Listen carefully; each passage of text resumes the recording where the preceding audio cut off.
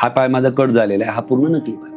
मग आता हा पाय जेव्हा इथून कट केला त्यांनी, तर पहिल्या ऑपरेशनला त्यांनी लगभग या नी पासून इथपर्यंत कट केला. पण मला हे जगाला सिद्ध करून दाखवायचंय की मॅडम, देव माझ्याकडनं घेऊन माझा पाय घेऊ शकतो, माझ्या शरीराची हालचाल घेऊ शकतो, पण देवाने किती ठरवलं पण तो माझी जिद्द घेऊ शकत नाही. तर जेव्हा जेव्हा ते डॉक्टर ड्रेसिंगला यायचे, मॅडम आंबा असतो, आता आंब्याचं सीझन चालू आहे, आंब्याला जसं रस बनवायला आपण निपळून काढतो, तर लिटरली माझ्या या मांडीचा भाग हाताने असं दाबून ते निपळून काढायचे. लाईव्ह जी वुंड आहे, जखम आहे पूर्णतः, हे माझं आयुष्यातलं सगळ्यात मोठं दुःख. रेल्वेचा त्रास, अँब्युलन्सचा त्रास त्यापेक्षाही मोठा म्हणजे हा. पण मला 6 जण लागले. एक जण इथं बसायचा, वडील माझे मांडी इथं ठेवायचे, जे कंपाऊंडर असतात डॉक्टरांबरोबर ते इथं दाबून धरायचे, कारण वेदना एवढा व्हायचं की मी अंग फेकायचो डायरेक्ट. आणि माझ्या ड्रेसिंगच्या दिवशी आईला अलाउड नव्हतं.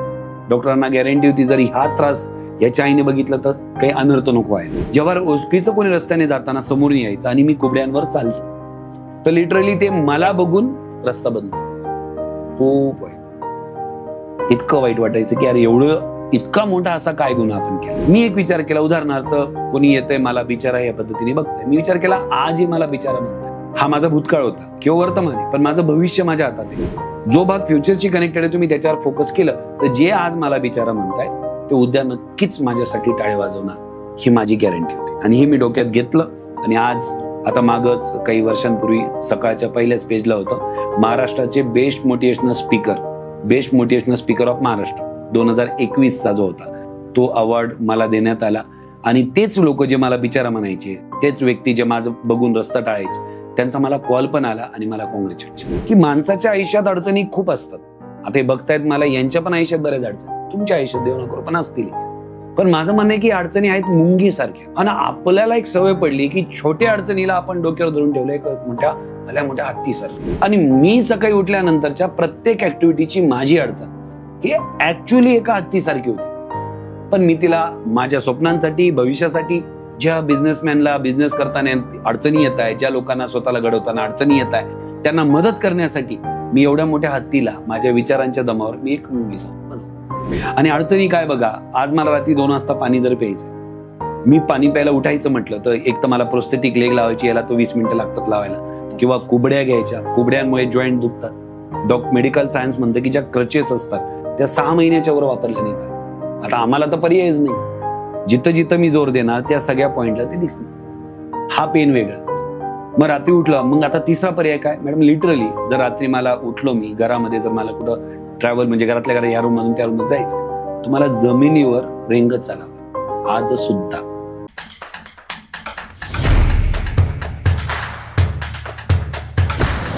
नमस्कार, आज आपण आहोत भारी लोक या पॉडकास्ट चॅनलवरती. आजचा पॉडकास्ट खरंच खूप खास आहे, कारण आपल्याबरोबर आहेत एक असे व्यक्तिमत्व ज्यांनी लोकांना फक्त मोटिवेटच नाही केलं, तर त्यांच्या विचार करण्याच्या पद्धतीतच बदल घडवला आहे. सक्सेस, ग्रोथ, माइंडसेट याबद्दल सजेशन तर सगळेच देतात, पण याच्याबद्दल ऍक्च्युअल मध्ये बदल कसा करायचा हे फार कमी लोक समजावून सांगतात. सो असंच एक व्यक्तिमत्व आज आपल्यासोबत आहे. हे फक्त माइंडसेट डेव्हलप नाही करत, तर ते खूप छान बिझनेस कोच आहेत. आणि यांनी आतापर्यंत टाटा, RBI, महिंद्रा यासारख्या मोठमोठ्या इंडस्ट्रीमध्ये सुद्धा बिझनेस ट्रेनिंग दिलेले आहेत. सो स्वागत करूया आपण भूषण खैरनार सर यांचं. सर नमस्कार. नमस्कार मॅडम. सर मला सांगाल की तुम्ही ऍज अ माइंड ट्रेनर किंवा बिझनेस कोच होण्याकडे स्वतःचा कल कसा निवडलात, म्हणजे हे तुम्ही ऍज अ करिअर कसं निवडलं स्वतःसाठी? काय होतं, माणूस जे काही आयुष्यात करतो याच्यात 2 प्रकार असतात मॅडम. एक तो पर्पजफुली होतो आणि एक तो ऍक्सिडेंटली होतो. मी असं म्हणेल या जगातले बरेचसे सक्सेसफुल लोक जे आहेत ते पर्पजफुली नाही तर ऍक्सिडेंटली आलेले आहेत. ऍक्सिडेंटली म्हणजे की ह्या त्यांच्या नशिबाने, घडणाऱ्या घटनेने, नियतीने असे काही घटना त्यांच्याबरोबर घडलेल्या असतात की त्याबरोबर टर्न होता होता माणूस तिथे येऊन थांबतो. माझ्याबरोबर बी तसंच झालं. आज एक बिझनेस कोच म्हणून, मोटिवेशनल स्पीकर म्हणून काम करण्याची जी काही माझी ह्या जर्नीची सुरुवात आहे, या आधीचा माझा जो माइंडसेट आहे तो वेगळा होता. मी राज्यातलं 1 नंबरचं इंजिनिअरिंग कॉलेज आहे MIT, मी तिथे इंजिनिअरिंगला होतो. त्याच्या आधी म्हटलं तर नाशिक जिल्हा, मालेगाव तालुका, कळवाडी हे माझं गाव, तिथलं मी प्रॉपर. तर माझं बालपण मालेगावात गेलेलं. तर आधी माझा प्लॅन काय होता की एक कम्प्युटर इंजिनियर बनायचं, कॉलेज नंतर काही मस्त एक चांगलं छानसं पॅकेज घ्यायचं आणि त्या पॅकेज नंतर एक स्वतःची IT कंपनी स्टार्ट करायची. हे माझं एक कम्प्लीट प्लॅन होता. पण या दरम्यान जो माझ्याबरोबर एक घटना घडली, माझा अपघात झाला 2012 मध्ये, जेव्हा माझा रेल्वे ऍक्सिडेंट झाला. तर त्याच्या आधीची ही सगळी सिनॅरिओ पूर्ण वेगळा होता. आणि कुठंतरी माणसाला बिझनेस करताना एक प्रॅक्टिकल एक्सपिरियन्स येणं गरजेचं आहे. आजकाल लोक काय करतात की करिअर बद्दल असो, जॉब बद्दल असो, बिझनेस टाकण्याबद्दल असो, लोकांचे स्वप्न खूप फ्लॅशी, म्हणजे खूप विचार खूप आहेत, बट प्रॅक्टिकली त्यासाठी त्या डायरेक्शन मध्ये तयारी नसते. आणि मी स्वतःला तेवढं लकी समजतो की माझ्या आयुष्याचे सगळ्यात मोठी इन्स्पिरेशन माझे वडील आहेत, जे एक टीचर आहेत, अजून रिटायर नाहीये. आणि वडील नेहमी सांगायचे की जर तुम्हाला एखादी गोष्ट बनायची आहे तर त्याची जी सुरुवात आहे ती तुम्ही जेवढ्या लवकर करणार तेवढं तुमचं काम सोपं होईल. आणि म्हणून मी 8वी मध्ये इन्शुरन्समध्ये काम करणं जेव्हा चालू केलं होतं, त्या इन्शुरन्समध्ये काम चालू करताना हे टार्गेट नव्हतं की मला इन्शुरन्समध्ये सक्सेसफुल व्हायचंय. भविष्यात स्वतःचा बिझनेस टाकण्यासाठी ज्या काही सॉफ्ट स्किल्स लागतात, म्हणजे लोकांशी बोलणं असेल, लोकांपर्यंत पोहोचणं असेल, किंवा सेल्स असेल, कन्व्हर्जन असेल, टार्गेट कम्प्लीट करणं असेल, तर त्याची जी सुरुवात आहे ती बॅचलर डिग्री, MBA, इंटर्नशिप आणि त्यानंतर सुरुवात करण्यापेक्षा 8वीच्या 9वीच्या सुट्ट्यांमध्ये मी याचा बेस का नको घ्यायला, हा विचार म्हणून मी त्या 8वी पासून जेव्हा सुरुवात केली, तर मी एका सेल्समध्ये, इन्शुरन्समध्ये काम करत असताना कमी वयात बरंच काही अचीव्ह केलं. पण ज्यावेळेस ही घटना माझ्याबरोबर घडली, त्या घटनेच्या वेळेस मला काय कळालं की आजकाल काय झालंय की माणसाला प्रत्येक ठिकाणी कमी प्रयत्नानंतर गिव्हअप करण्याची सवय पडली. तुम्हीच बघा, म्हणजे विवाहामध्ये, म्हणजे मॅरिड लाईफमध्ये बघा, बिझनेसमध्ये बघा, जॉबमध्ये बघा. जॉबमध्ये प्रयत्न केला, काही नवीन स्किल्स लागले, स्वतःला जमत नसले, गिव्हअप करतात. बिझनेसमध्ये सुरुवात केली, चांगलं फंड अरेंज केलं, स्टार्टअप केलं, पण पाहिजे तो सपोर्ट नाही आला, गिव्हअप करतात. मॅरिड लाईफमध्ये सुरुवातीला 6-9 महिने चांगलं आकर्षण असतं, पण त्यानंतर गोष्टी मनासारख्या नाही घडल्या तर लगेच गिव्हअप करतात. मग ज्यावेळेस ह्या सगळ्या गोष्टींचं मी बघत होतो, तर मनातून एक असं वाटत होतं की यांना कुठंतरी एक डायरेक्शन देणारा कोणतरी पाहिजे, आणि त्या व्यक्तीच्या थ्रू त्यांना एक रेफरन्स भेटेल, आयडिया भेटतील, आणि अशा काही टेक्निक भेटतील की जेव्हा माणसाला सोडून देण्याची पूर्ण इच्छा होते. म्हणजे माणसाला असं वाटतं की प्रत्येक डायरेक्शन मधून मला फक्त प्रॉब्लेमच येतोय, असं काहीतरी मला सोल्युशन पाहिजे की मी ज्या पण व्यक्तीला भेटतोय तो मला सारखे उत्तर देतो. म्हणजे ते म्हणतात ना की बदल करायला सगळे लावतात, पण ट्रान्सफॉर्मेशन बद्दल बोलत नाही. तुम्ही जर ऐकलं असेल की change is a temporary but transformation is a permanent. बरोबर आहे. आणि मग त्यासाठी मी विचार केला, आणि I don't know Y, but माझ्याबरोबर जेव्हा घटना घडली, म्हणजे माझा रेल्वे अपघात झाला, मी रेल्वेने प्रवास करत असताना मी उतरल्यानंतर माझं काम झालं. मी म्हणजे पुन्हा रेल्वे चढण्यासाठी जेव्हा डोर जवळ आलो, तर डोअरमध्ये जो रॉड असतो मी तो पकडण्याचा प्रयत्न केला, पण माझा हात निसटला. गिरकी घेऊन खाली पडलो, बॉडी सेफ पडली, पण माझा जो उजवा पाय होता तो पूर्ण रेल्वे खाली गेला, आणि तितक्यात रेल्वे चालू झाली. माझ्या उजव्या पायावरनं पूर्ण रेल्वे पास झाली. बापरे. हा, आता याच्यामधली जी घटना आहे त्याबद्दल मी नंतर बोलणारच, पण शॉर्ट बद्दल सांगायचं म्हटलं तर जेव्हा अचानक अपघात झाला, तेव्हा माझ्याबरोबर ज्या काही प्रसंग आला, मला जो त्रास झाला, माझं पहिलं ऑपरेशन, दुसरं ऑपरेशन, पहिल्या ऑपरेशनला पाय कापला, 7 दिवस ओपन ठेवला, 7व्या दिवशी त्याला क्लोज केलं, टाके पडले. ह्या जेव्हा घटना घडल्या ना, तर त्या मधल्या 7 दिवसात कुठंतरी मला कोणतरी म्हटलं म्हणून, पण कुठंतरी एक डिप्रेशनचा अनुभव मी घेतला तिथं. जेव्हा माणसाला नकारात्मक विचार कंटिन्युअस येत आहेत आणि त्या विचारांचं उत्तर माहित नाही आणि काहीच करायचं नाही अशी जेव्हा इच्छा होते ना, तेव्हा एक कुठंतरी एक डिप्रेशनचा फेज असतो. पण मला असं वाटतं की डिप्रेशन म्हणजे माणसाच्या सगळ्या दिशेने फक्त नकारात्मक गोष्टी येणं नाही, तर डिप्रेशन म्हणजे फक्त विचार करणं, पण त्या दिशेमध्ये कोणतीही कृती म्हणजे ऍक्शन न घेणं, हे डिप्रेशन आहे. कारण ऍक्सिडेंट झाल्यानंतर बरेच लोक असे मॅडम जे 9-9 महिने घरातून बाहेर निघत नाही. अगदीच, कारण साधं फ्रॅक्चर जरी झालं तरी लोक 6 महिन्याच्या लिव्ह वरती असतात. बरोबर. आणि त्याच्यानंतर कुठलंही ऍक्टिव्हिटी करायचं म्हटलं की त्यांना असं वाटतं की नाही, मला लेग फ्रॅक्चर आहे किंवा कुठलंही फ्रॅक्चर म्हटलं की असं बघतात लोक. सो एवढ्या मोठ्या इन्सिडेंट नंतर पुन्हा उभं राहणं, स्वतःला ते करेज पुन्हा निर्माण करणं आणि नंतर दुसऱ्यांची लाईफ मोटिवेट करण्यासाठी जे तुम्ही स्टेप घेतलीये, तर हा तुम्ही डिप्रेशनच्या फेज पासून इथपर्यंत स्वतःला कसं आणलं म्हणजे मी जे आता वाक्य बोललो, जसं तुम्ही पण बोलले की लोक फ्रॅक्चर नंतर 6 महिने लिव्ह घेतात. हो, फ्रॅक्चरसाठी लिव्ह राईट आहे, पण 6 महिने जे आहे ते आता त्या माणसाच्या स्वतःच्या कॅपेबिलिटीवर डिपेंड आहे. मी म्हणतो कोणतंही युद्ध, जे म्हणतात ना की रणभूमीच्या आधी युद्ध हे मनभूमीमध्ये लढलं जातं, की म्हणजे आपल्याला बाहेर जाऊन, लोक म्हणतात इंटरव्ह्यू, मी म्हणतो इंटरव्ह्यू तुम्हाला तिथं ऑफिसमध्ये नाही, पहिले मनात इंटरव्ह्यू द्यावा लागेल. तुम्हाला एखाद्या व्यक्तीला, सोबत एक छोटं उदाहरण घेतलं की मुलांना प्रपोज नंतर करायचे, पहिले मनात प्रपोज करावं लागतंय. तर प्रत्येक गोष्ट मनात आहे. मग तुम्ही जे म्हटले ना की डिप्रेशन मधून कसं निघले, हो, मी तो अनुभव 7 पैकी 6-7 दिवस अनुभवला, की काय नकारात्मक विचार कसे असतात. म्हणजे लिटरली आज मी इथं प्लॅटफॉर्मवर हे बोलणं चुकीचं असेल, बट तरी म्हणजे अक्षरशः आयुष्य संपवण्यापर्यंतचे विचार मला येत होते. आय वॉज थिंकिंग लाईक की कारण की माझ्या ऍक्सिडेंट नंतर विदिन फ्यू डेज पप्पांनी फोटोग्राफर आणले, त्यांनी फोटो काढले. मी विचारलं का? म्हणे ते तुझं हँडिकॅप सर्टिफिकेट बनवणार आहे. आणि जेव्हा हँडिकॅप सर्टिफिकेट आलं, सो मॅम आता राईट नाव आय एम 85% हँडिकॅप. म्हणजे 85% मी डिसेबल आहे. याचा एक अर्थ होतो की मेडिकल सायन्स म्हणते की जगायला जी ॲबिलिटी लागते त्याच्यातली 85% ॲबिलिटी माझ्यात नाहीये, असा त्याचा अर्थ होतो. मग मन म्हणतं की 85% मी डिसेबल आहे, तर मग 15% का कशी करेल? म्हणजे माझं मनातल्या येणाऱ्या भावना मी सांगतो. पण नंतर मी एक विचार केला की या जगात असे पण लोक आहेत की देवाने माझा एक पायच घेतलाय, पण असे लोक आहेत ज्यांना 2 पाय नाही. असे पण लोक आहेत ज्यांना 2 पाय 2 हात सुद्धा नाही.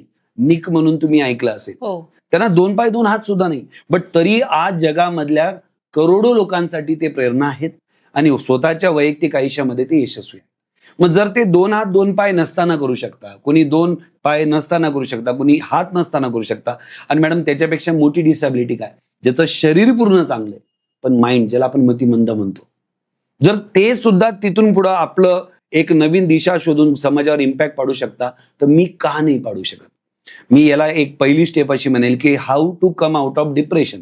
म्हणजे जेव्हा तुम्हाला असं वाटतं की मला सगळीकडनं प्रॉब्लेम येत आहे, तेव्हा सगळ्यात पहिली स्टेप गरजेची ती म्हणजे आस्किंग राईट क्वेश्चन्स. जेव्हा माझ्या मनात विचार येत आहे की यार मला ना पर्सनल लाईफमध्ये असं घडते, त्या ऑफिसमध्ये बॉस शिव्या घालतोय, वडिलांची भांडणं होत आहे, भाऊ प्रॉपर्टी मागतोय, आता मलाच कळत नाही, बरं या सगळ्यांना मला सपोर्ट म्हणून वाईफ आहे, तर घरी गेल्यावर वाईफ पण भांडते, असं काही लोकांबरोबर होतं येस नो. मग अशा वेळेस त्या माणसाला जेव्हा सगळीकडनं निगेटिव्हनेस येतोय, तर the first step which he should follow ती म्हणजे काय? अशा वेळेस त्यांनी स्वतःला राईट क्वेश्चन विचारणं गरजेचं आहे. लोक म्हणतात व्हॉट इज माइंडसेट? मी म्हणतो mindset is a result of your self talk. जेव्हा तुम्ही स्वतःशी राईट वेने बोलतात आणि त्याचे काही उत्तरं शोधतात आणि त्या उत्तराला जेव्हा तुम्ही फर्म करतात, तिथून पुढे तुमची जी दिशा असेल त्याला मी माइंडसेट म्हणतो. वाव. येस. आणि याचं कारण बी असं, कारण तुम्ही जे म्हटले ना, आज लोक डिप्रेशन मध्ये यामुळे नाही की त्यांच्याबरोबर वाईट घडतंय, ते डिप्रेशन मध्ये यामुळे की जे वाईट घडतंय ना त्याच्या बरोबरच ते पुढे स्टेप घेत नाहीये, त्याच्या बरोबरच जगताय. आणि जर त्यांनी काही स्टेप घेतले, उदाहरणार्थ मला विचार आला की आता माझं कसं होणार, हा विचार मी 1000 वेळेस जरी केला तरी उत्तर तेच असणार आहे, 2 दिवस जरी केलं तर तेच असणार आहे. पण त्याच्याऐवजी जर मी अशा व्यक्तीला कॉल लावतो ज्याला कदाचित माझ्यासारखी अडचण होती आणि आता त्यांनी काहीतरी स्वतःला रिकव्हर केलंय, त्या व्यक्तीशी बोलल्या माझ्या मनाला एक माइंडसेट काय भेटेल की नाही, मला जी अडचण आहे त्यापेक्षा मोठी अडचण असून जर तो व्यक्ती करू शकतो, ते म्हणतात ना एक कुठून तरी एक आशेचा किरण. मग तो आशेचा किरण तुमच्या या प्रवासातला एक सुरुवात ठरतो.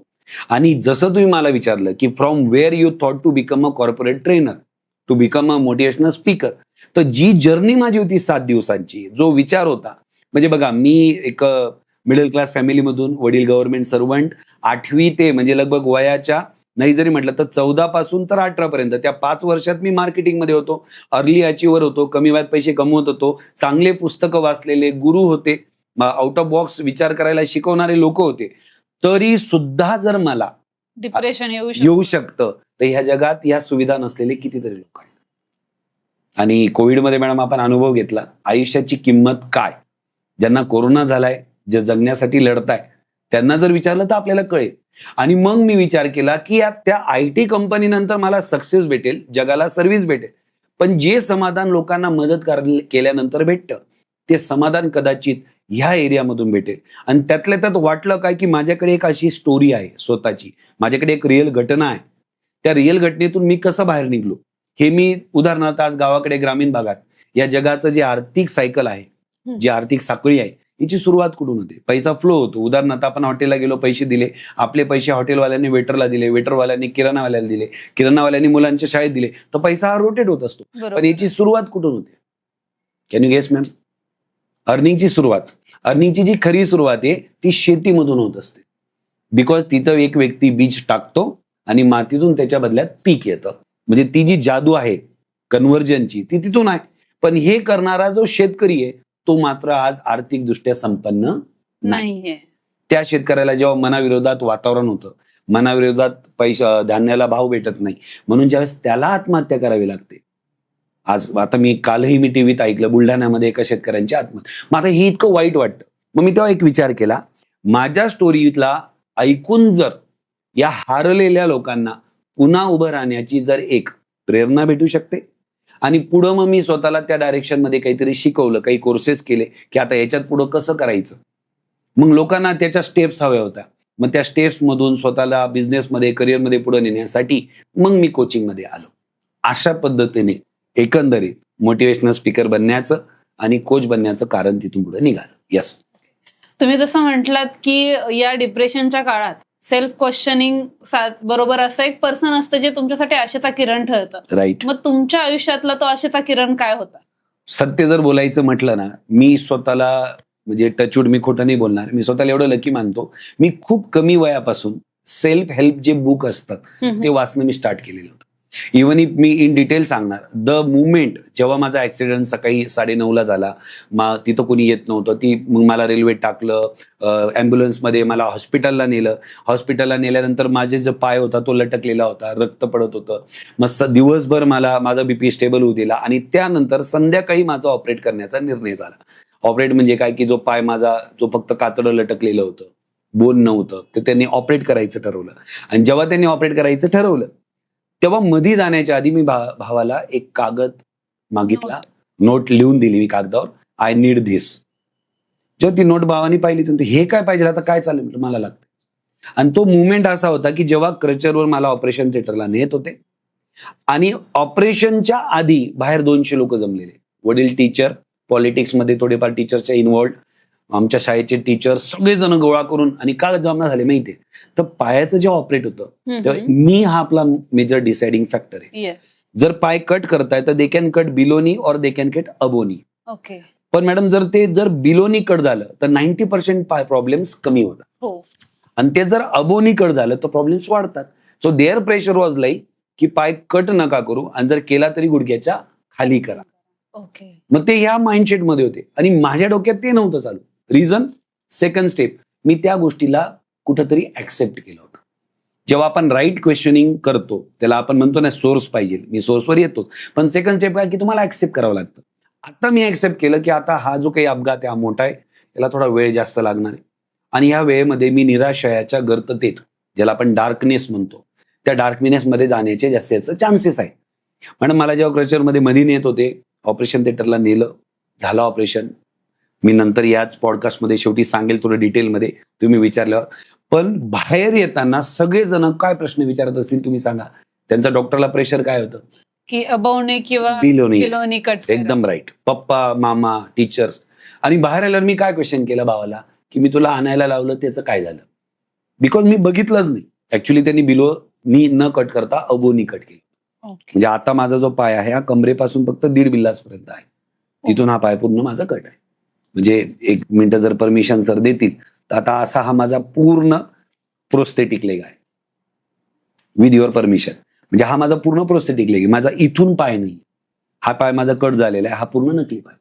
मग आता हा पाय जेव्हा इथून कट केला त्यांनी, तर पहिल्या ऑपरेशनला त्यांनी लगभग या नी पासून इथपर्यंत कट केला आणि त्यांनी ओपन ठेवलं. मॅडम तुम्ही ऐकलं असेल रेल्वेचं गँग्रीन असतं, जे सेप्टिक म्हणतो आपण, तर त्याच्यातला एकही खराब रक्ताचा थेंब बॉडीत जर गेला तर तो स्पॉइल करू शकतो. म्हणून त्यांनी अजून सेप्शेड म्हणून सेकंड ऑपरेशनला याच्यावर कट केलं. म्हणजे आता मला फक्त गुडघ्यापासून 1 बिल्लाच एवढा भाग आहे. आणि मग ह्या सगळ्या चर्चेत ते होते, आणि ते या सगळ्या चर्चेत असून सुद्धा माझ्या डोक्यात काय भावाला की ते तू आणलं का नाही. आणि madam what was that? That was a name of a book. Before that I had already red more than 20 books. But मला कळलं की या 20 डेज मध्ये माझं माइंड स्टेबल राहणार नाही. I can dive deep in to the depression also. But त्याला एक प्रतिकात्मक भाग म्हणून किंवा त्याला एक त्याच्यावर सोल्युशन म्हणून, कॉन्करिंग म्हणून मी रिच डॅड पुअर डॅड नावाचं जे बुक आहे. आता बुक का ते वाचलं, तेच का वाचलं याच्यावर काही माझं उत्तर नाही. बट एवढंच की मला माझ्या माइंडला राईट डायरेक्शन मध्ये ठेवायचं होतं. काही दिवसात लोक बघायला यायचे ना, तर मी हा डिसिजन पण घेतला की कोणी बघायला आल्यानंतर मी त्यांच्याशी बोलणार नाही. रिझन, प्रत्येक व्यक्ती बघायला यायचं आणि मला तीच स्टोरी विचारायची, कस काय पडला, रेल्वे कस काय गेली, मग तू हटकून पडला का, मग तुला काही वाटलं का, आणि परत त्या विचाराने मी परत पास्टमध्ये. मग आता तिथं माझ्यासाठी सोर्स ऑफ इन्स्पिरेशन ठरलं ते बुक आणि द सिक्रेट, ज्याला आपण लॉ ऑफ अट्रॅक्शन म्हणतो. I personally believe in that concept because before accident already माझ्या 12th पासून मी द सिक्रेटच्या मदतीने मी MIT पर्यंत पोहोचलो. माझा स्कोर CETचा 260 ऑल ओव्हर स्टेटमध्ये होता, OBC मध्ये. मग ते मी अचीव्ह केले just because of the secret. मग सेकंड पॉईंट की मला लॉ ऑफ अट्रॅक्शन माहित होतं की your thought should be control by you. So माझं काय होईल, आता माझा पाय नाहीये, माझं लग्न होईल की नाही, माझं सक्सेस कसं होईल. मॅडम आजच्या डेटला 2 पायाच्या माणसाला स्वतःचं करिअर बनवायला, बिझनेस उभा करायला, सक्सेस मिळवायला 2 पायाच्या माणसाला एवढं पळावं लागतं आणि मी एका पायाचं लग्न जाणार कुठे, ह्या थॉट माझ्यामध्ये येते आणि ते मी कोणी करायचं. मग त्यावेळेस मला वाटलं की नाही, कमीत कमी त्या बुकमुळे मी माझ्या थॉट्सला मॅनेज करू शकेल. यस. मला हेच विचारायचं होतं की जेव्हा तुम्हाला ही रियालिटी तुम्ही ऍक्सेप्ट केली की आता मला एका पायासोबत माझं आयुष्य कम्प्लीट करायचं, तेव्हा जे लोक दयेने बघतात तो पॉइंट खूप अवघड जातो की लोक असं एकदम दयावान नजरेने आपल्याकडे बघतात. ती बिचारा म्हणतात, रिस्पेक्ट, हा बिचारा म्हणतात, ती बिचारावाला फिलिंग नाही, कोणालाच नाही आवडत. Yes. तर तुम्ही ती कसं फेस केली? कारण एक माइंडसेट मोटिवेटर असणारा पर्सन, त्याची एक वेगळी लेवल आणि ते एक बिचारावाला एक जो लुक येतो तो एक, सो तो तुम्ही कसा टॅकल केला? येस, तुम्ही हा प्रश्न विचारला, मला ते आवडलं. पण ऍक्च्युली 4 मोस्ट इम्पॉर्टंट पेन म्हणजे मला झालेला त्रास, 4 असे त्रास मला झाले जे सगळ्यात मोठे होते. पहिला त्रास असा, म्हणजे मी खालून वर येणार, की 4 नंबर मला झालेला त्रास म्हणजे तो मुमेंट जेव्हा माझ्या पायावरनं ट्रेन गेली. बट होतं काय की अचानक ट्रेन गेल्यामुळे लगेच ते दुखत नाही, हळूहळू ते पेन वाढायला लागतं. बट मला आठवतं जेव्हा मी पडलो होतो रेल्वेतून, मी पडल्यानंतर मी पायाकडे बघितलं तर माझं मांडीचं जे बोन होतं, हाड होतं, ते पॅन्ट फाडून बाहेर निघलेलं होतं. ओके. आणि सगळ्या नसा बाहेर तिथं पडलेले, रक्त पडलेले, काही भागाचे तुकडे झालेले आणि कातडं असं लटकलेलं. So this the number 1 pain. Second pain, जेव्हा मला आता मला वाचवायचंय, म्हणजे मी त्या मुवमेंटला होतो की आता मी जगेल की मरेल आय डोंट नो. माझ्या डोळ्यासमोर अंधारे येत होते. बट मी कुठेतरी ऐकलं होतं की तुम्ही जखमेला बघितलं नाही तर तुम्हाला कमी त्रास होतो. मग मी एकदा बघितलं, नंतर मी असं पडून होतो, म्हणजे मी आडवा पडलेलो होतो. आणि त्यावेळेस ती रेल्वे पुढे गेली, कोणीतरी चेन ओढली, थांबली, एक मुलगा पळत आला. जेव्हा तो मुलगा पळत आला तर मला असं वाटलं की आता मला वाचवणार, आय गॉट सम रिलीफ की हा मुलगा मला उचलणार, वाचवणार. बघितलं तर तो मुलगा आला. त्यांनी काय केलं मॅडम, माझं घड्याळ, माझा मोबाईल आणि माझं पाकिट माझ्या उघड्या डोळ्यासमोर चोरलं. मी थोडं झटकण्याचा बी प्रयत्न केला, पण मी त्या अवस्थेत नव्हतो आणि तो माझ्या डोळ्यासमोर पळत. म्हणजे इथं मी जगतो की मरतो माहित नाही, इथं मला मदतीची आवश्यकता आहे. पण त्या 4-5 हजार रुपयांसाठी त्यांनी तो प्रयत्न केला, बट आय डोंट नो. मग मला काय कळालं की खरंच आजकाल जग हे कलियुगाच्या प्रभावामुळे इतकं म्हणजे विचित्र होत चाललंय की समोरच्याच्या भावना, समोरच्याचा त्रास, म्हणजे एक व्यक्ती त्याच्या त्रासेने, भावनेने, त्रासामुळे, अडचणीमुळे तो विवळत आहे आणि दुसऱ्याला त्याची कोणती कदर न वाटतं, त्याला फक्त त्याचं स्वतःच पडलंय. मग ती भावना मला तिथं फील झाली. अजून पुढं तो गेला, मोबाईल चोरून नेला, आता लावणार कसा कॉल. तेवढ्यात 4-5 जण आले. So I was begging in front of them. मी त्यांच्यासमोर भीक मागत होतो की मला मोबाईल द्या, आईवडिलांना कॉल लावायचा आहे. ते का मोबाईल देत नव्हते माहितीये, कारण की त्यांचा मोबाईल माझ्या तिथलं तुटलेल्या पायाचे फोटो व्हिडिओ काढण्यामध्ये बिझी होता. ते अबाउट टू सेंड, म्हणजे ते फोटो व्हिडिओ काढून व्हॉट्सअपला पाठवत होते. मला खूप राग आला. मग मला कळालं की यार खरंच या जगाला तुमच्या अडचणीशी काही घेणं देणं नाही. तुम्हाला जर पुढे जायचंय तर तुम्हाला सक्षम व्हावं लागेल. तुमच्याकडे पाय आहे नाहीये मॅटर नाही करत. तुम्हाला पुढे जायचंय तर तुम्हाला स्वतःला कॅपेबल व्हावं लागेल.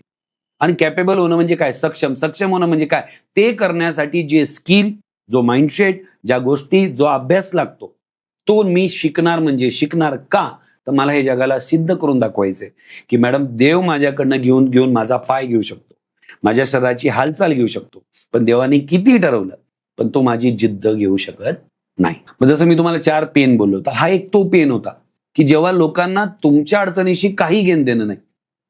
तो एक पेन मला खूप विचित्र वाटला. बट ऑब्वियसली आपल्यासमोर कोणी पडलंय, आपल्याला आपण मदत करतो, पण लोकांना जर वाटत नाही, तो त्रास खूप वेगळा होता. दुसरा त्रास, मला उचललं, त्या रेल्वेत टाकलं, तिथून नेलं, अँब्युलन्स आली. अँब्युलन्समध्ये जेव्हा ठेवलं तेव्हा हा माझा जो पाय होता, ते जे कातडं लटकलेलं होतं आणि खालचा पंजा होता चांगला, कारण की जागेवर जिथं रेल्वेचा चाक आलंय गोल फिरताना, इथं दाबलाय, इथं ओके, थोडा इथं दाबलाय, इथं ओके, असा तो क्रश झालेला होता. तर जेव्हा ती अँब्युलन्स स्पीड ब्रेकरला उधळायची तेव्हा त्या नसा जिवंत होत्या आणि ते एवढं तीव्र वेदना व्हायच्या, म्हणजे मला असं वाटायचं की आताच माझा जीव जातो. त्यावेळेस मला मदतीला एक चेतन माले, लेखराज माले, शैलेश वाघ, माझा भाऊ, असे बरेच जण होते तिथं. ते माझं सेकंड पेन म्हणेल. थर्ड पेन जे होतं माझं ते असं की जेव्हा मला ऍडमिट केलं, तर ऍडमिट केल्यानंतर फर्स्ट ऑपरेशनला लिटरली ते माझा पाय कापत होते. म्हणजे मला GA नाही तर PA म्हणजे पेरिफेलर, ज्याला आपण भूल म्हणतो आपण, तर मला कमरेखालची भूल दिली होती. त्यामुळे मला दिसत होतं पण दुखत नव्हतं. तर लिटरली त्या पेनला विसरण्यासाठी त्यावेळेस सुद्धा मी जे भूल तज्ज्ञ होते, मॅडम होते, त्यांच्याशी बोलत होतो. मी स्वतःहून विचारत होतो. मला दिसलं त्यांचं आडनाव मॅडमांचं, सरांचं आडनाव सेम आहे, जे ऑपरेशन करणारे MDR थ्रो आणि मॅडम. मी सहज विचारलं, सर हे तुमचं नाव सेम आहे, तुम्ही रिलेटिव्ह आहे का? म्हणे हो. म्हटलं नाव सेम दिसतंय तर तुम्ही भाऊ बहीण आहेत का? मला माहित होतं नव्हते ते भाऊ बहीण, पण मी अटकून म्हटलं नाही. म्हणे आम्ही हजबंड वाईफ आहे. म्हटलं अरे वा छान. आता त्यावेळेस मला त्रास होतोय ऑपरेशनचा, बट त्याला विसरवण्यासाठी मी माझं मन कुठतरी साईड डिस्ट्रॅक्ट करत होते. मी म्हटलं मग तुमचं लव्ह मॅरेज आहे का अरेंज मॅरेज? लगे डॉक्टर भूषण थांब, मला काम करू दे.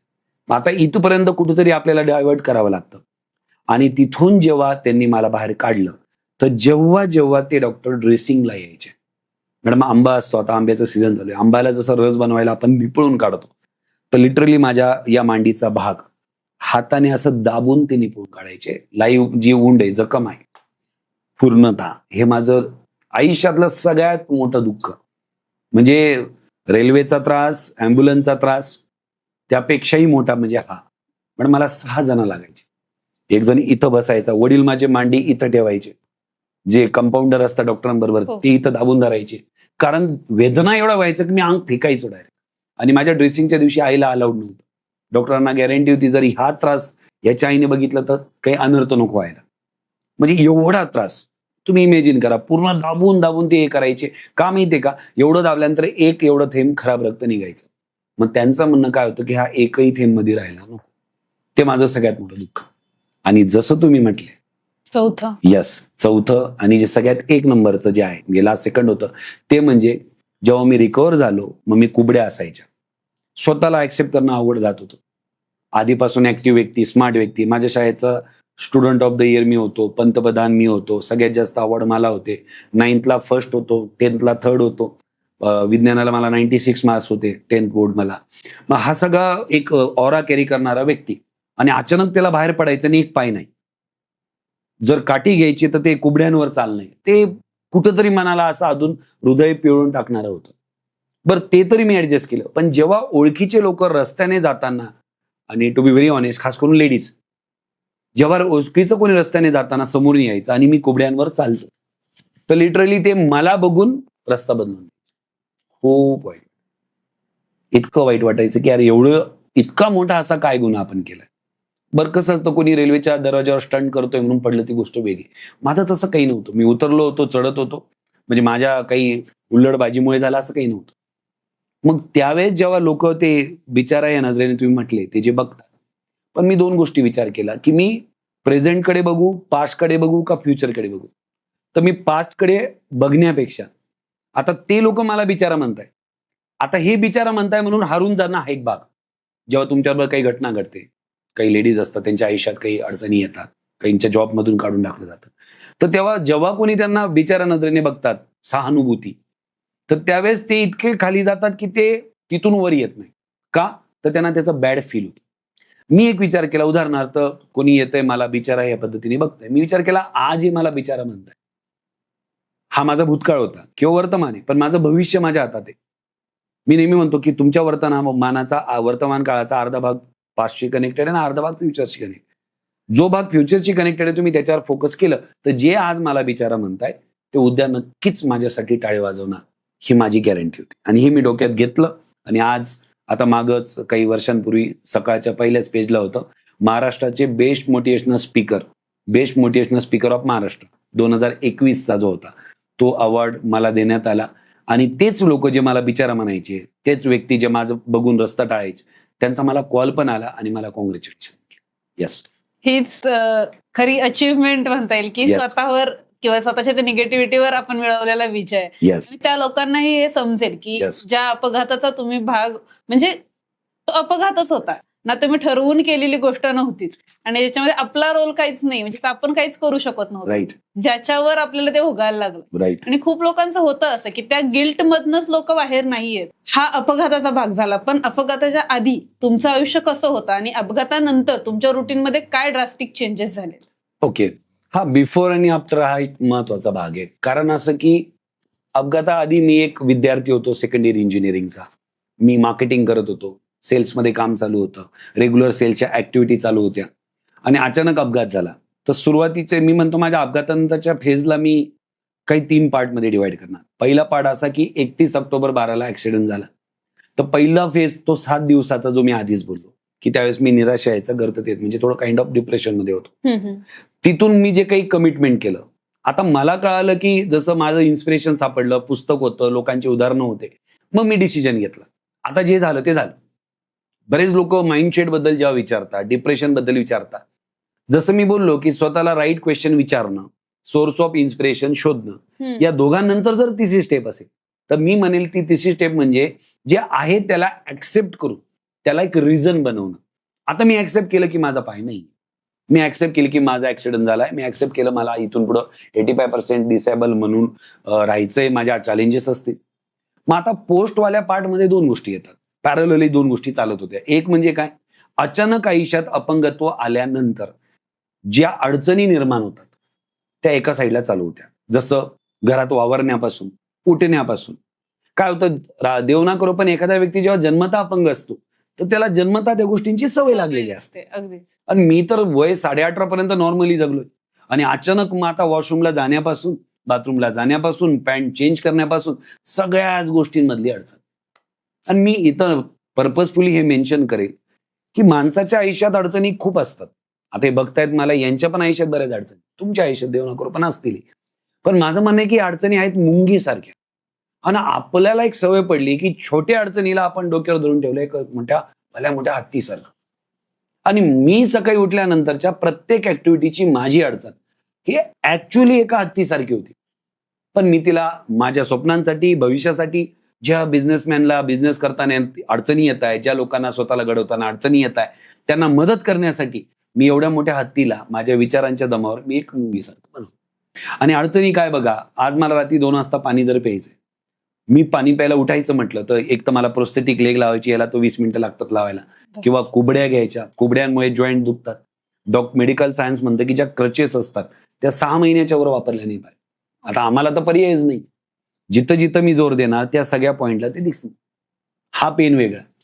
मग रात्री उठलं, मग आता तिसरा पर्याय काय मॅडम, लिटरली जर रात्री मला उठलो मी घरामध्ये, जर मला कुठं ट्रॅव्हल म्हणजे घरातल्या घरात या रूम मधून त्या रूम मध्ये जायचं, तुम्हाला जमिनीवर रेंगत चालावं लागतं आज सुद्धा.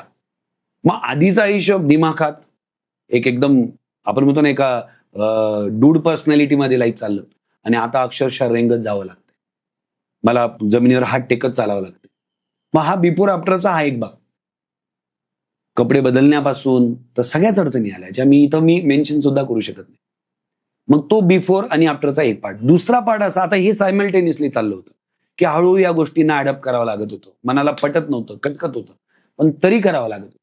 आणि दुसरीकडे एक रेझिलियन्सचा जो फेज असतो की आता याच्यातून मला फास्ट रिकव्हरी करून पुन्हा मला माझं अस्तित्व निर्माण करायचं. मग मी एक छोटा HP चा मिनी लॅपटॉप जवळ ठेवला होता, लॉ ऑफ अट्रॅक्शनची व्हिडिओ, बुक रीड करणं. मग तो जो बदल होता, त्या बदलमध्ये एक पॉझिटिव्ह हे बी म्हणेल मी की एक मेसेज कळाला की जेव्हा हे शरीर होतं त्या शरीरची मी तेव्हा कदर नाही केली. मी व्यायाम करू शकत होतो, मी मेडिटेशन, योगा करू शकत होतो, शरीराची काळजी घेऊ शकत होतो. आणि जेव्हा म्हणजे हा पायच घ्या की पाय होता तेव्हा कदर नाही झाली, आणि पाय गेल्यानंतर या अडचणीमुळे मला पायाची कदर, मला किंमत कळाली, कदर कळाली. आता मी प्रोस्थेटिक लेग लावला, हा one of the best prosthesis आहे.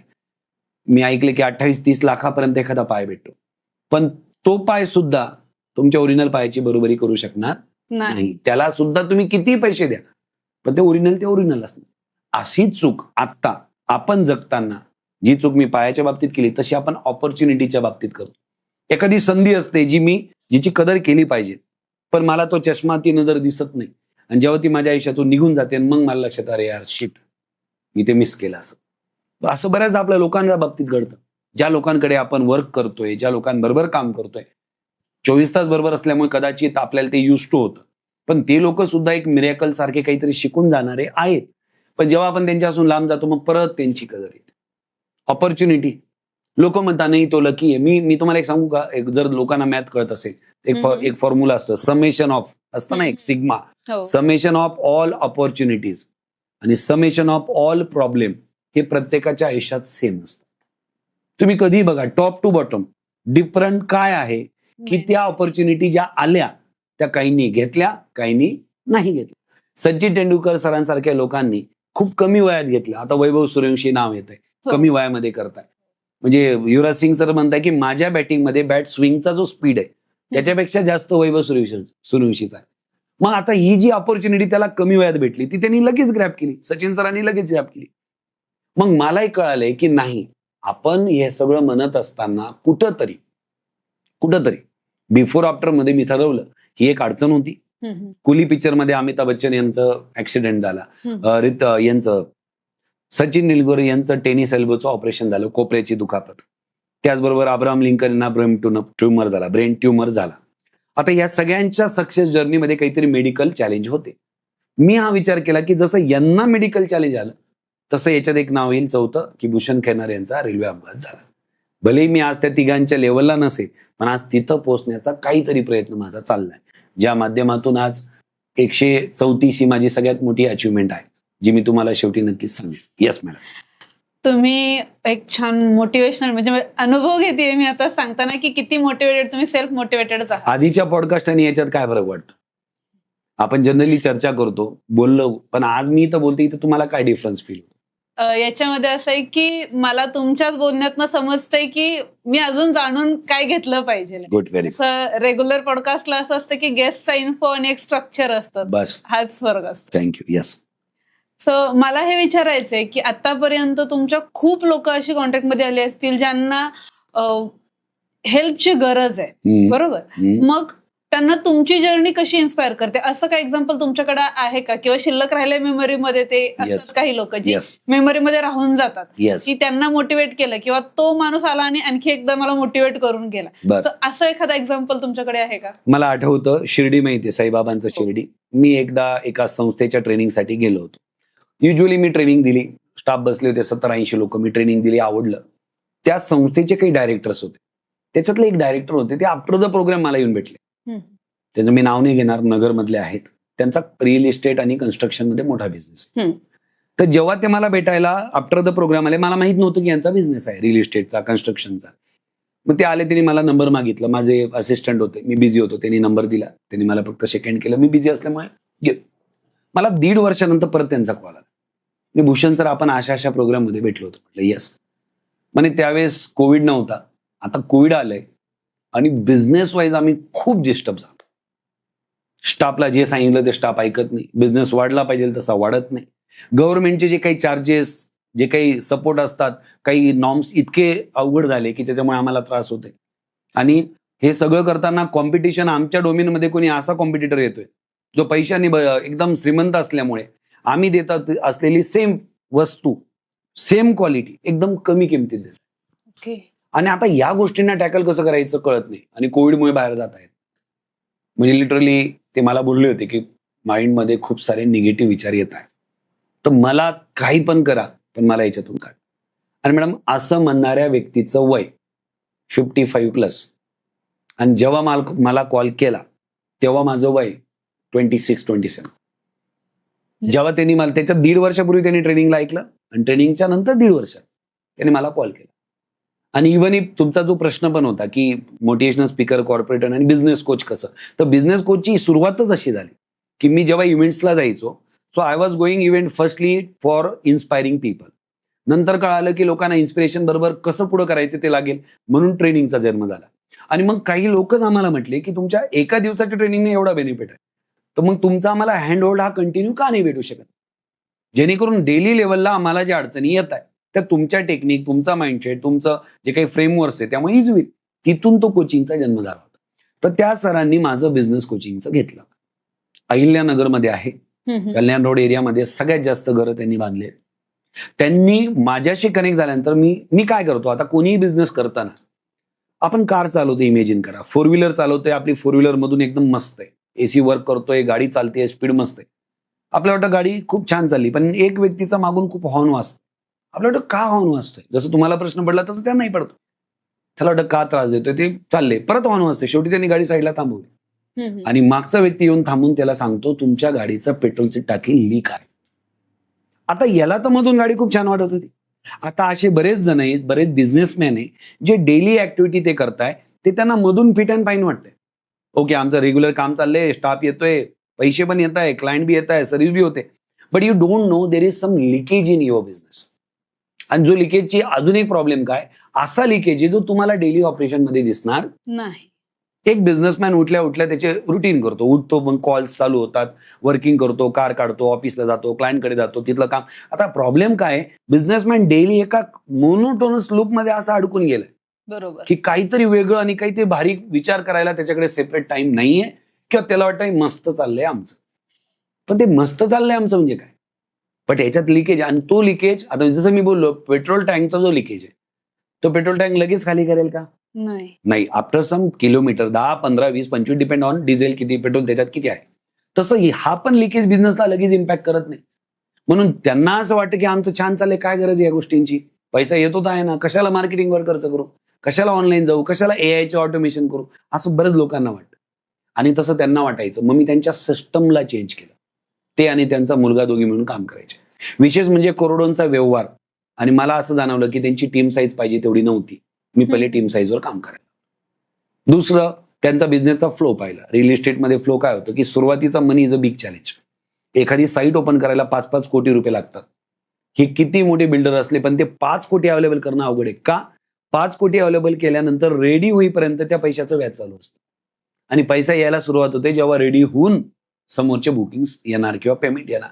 आणि या गोष्टीमध्ये ते खूप अडकले. मॅडम, आफ्टर द ट्रेनिंग त्यांचा मला एक दिवशी कॉल आला की सर, तुमच्या कोचिंगच्या आधी वर्षभरात 2 साईट होते. वर्षभरातून आम्ही 2 साईट करायचो, त्याच्यात नफा व्हायचा, बस चाललंय आमचं. तुमच्या कोचिंग नंतर आता आमच्या 11 sites. I could lift him from 2 business construction site to the 11 site. आणि अजून एक थोडंसं ऍड करेल मी. एक इन्सिडेंट आठवतो. मी इथं आपलं पिंपरी चिंचवड एरियातच होतो मी तेव्हा. मामोडीला जात होतो बायकार, मला त्यांचं इव्हेंट होता, तर खूप मिस कॉल पडले. But I could not pick my mobile phone, कारण की पिक इज कॉल. आता मोबाईल तिकडे आपण बोलतोय, तर असे खूप मिस कॉल पडले. बाहेर आलो, फोन लावला, त्यांचंच नाव दिसलं. नाव नाही सांगणार मी, त्यांचंच नाव दिसलं. तर मी कॉल बॅक केला, तर दुसराच आवाज आला. म्हणजे मी बँक ऑफ महाराष्ट्राचा हेड बोलतोय, नगर हेड, एक बँकेचं नाव घेतलं उदाहरणार्थ. तर ते म्हणे ह्या व्यक्तीने आम्हाला सही करण्यासाठी 2.5 तास थांबवलं. आमचं प्रपोजल आहे, ठरलंय, त्यांचा फायदा आहे. मी त्यांना म्हटलं कोणता माणूस आहे दाखवा, मला बोलायचे का? तर ते म्हटले की यांच्या सांगितल्याशिवाय, हिरव्या कंदीलशिवाय मी कोणताही डिसिजन घेत नाही.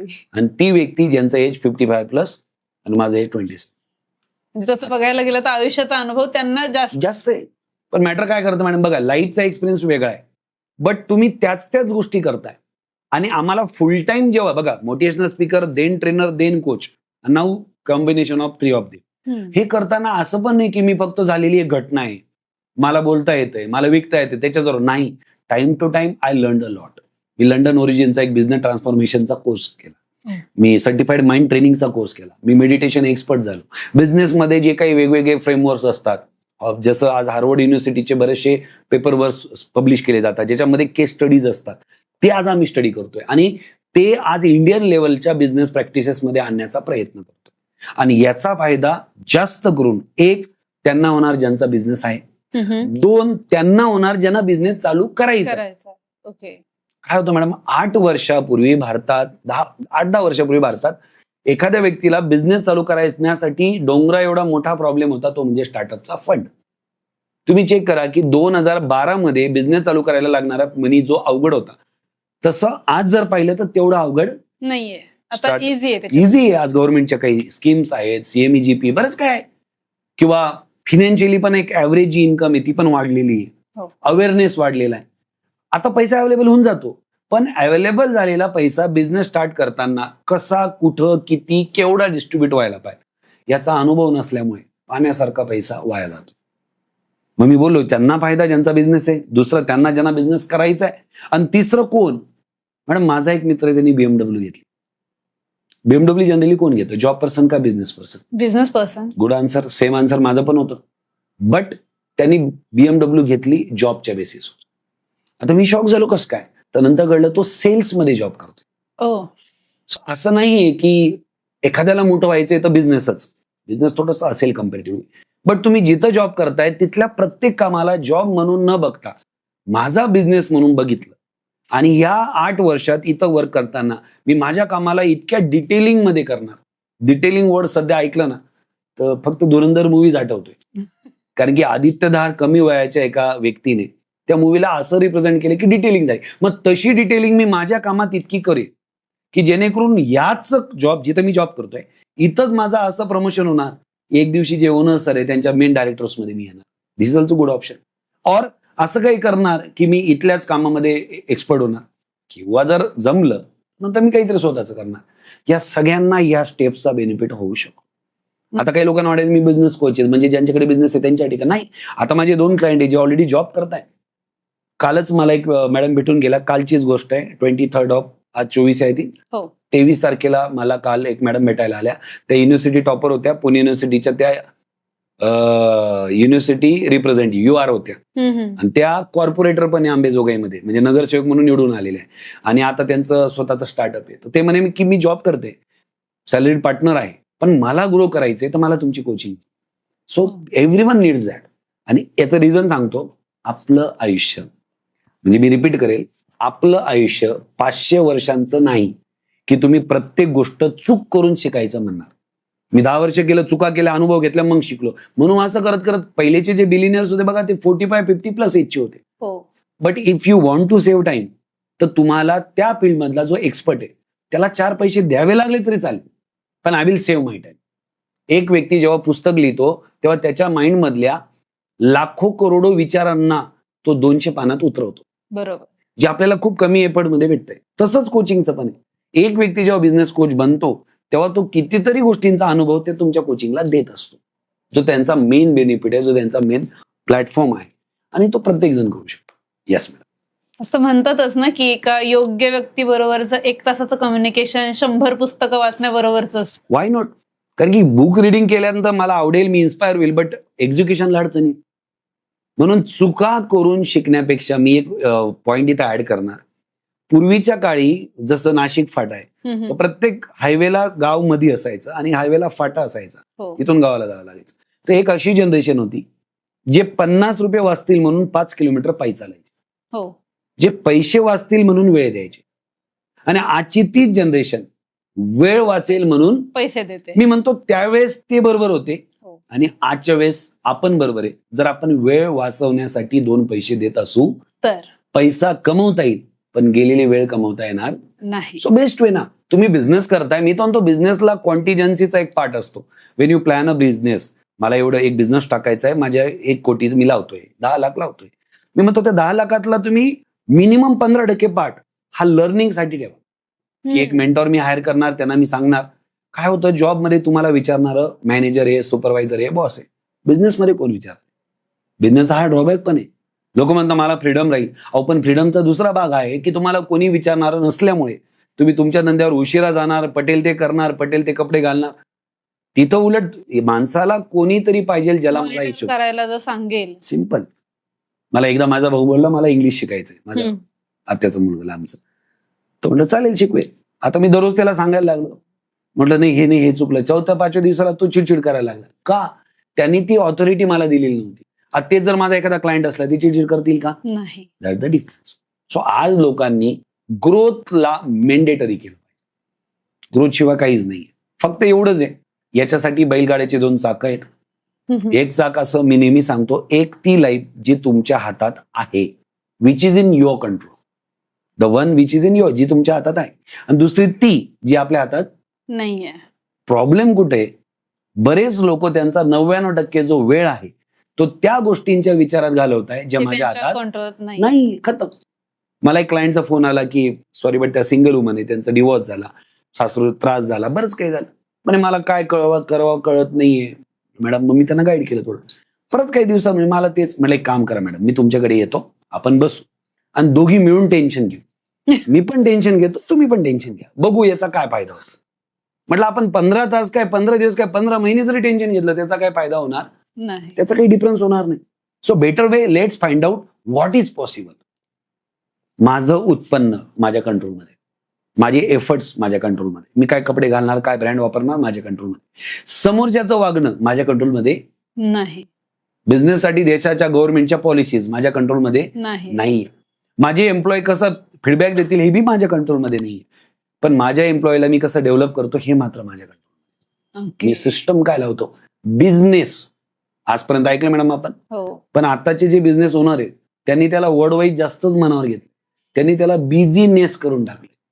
जो बिझी असतो तो बिझनेसमन असं नाहीये. तो मॅडम मोबाईल आहे ना, स्विच ऑफ करून 1 महिना फिरायला जायला पाहिजे. 1 महिना ना स्टाफला कॉल, ना ऑफिसला कॉल, ना कोणाला कॉल, आणि तरी सगळं काम चाललं पाहिजे. We call it as a which mode, autopilot. आणि मी जे लोक माझ्याबरोबर 2 वर्ष बिझनेस कोचिंग मध्ये आहेत, after 2 years then I guarantee them about putting their whole business. मी त्यांना गॅरंटी देतो की तुमचा पूर्ण बिझनेस मी ऑटो पायलट मोडला टाकणार. तुम्ही मोबाईल उचला नका उचलू, काम करा नका करू, कॉल लावा नका लावू, ऑटोमॅटिक करते. पहिले ते काम करायचे, आता सिस्टम काम करते. That is my yes madam.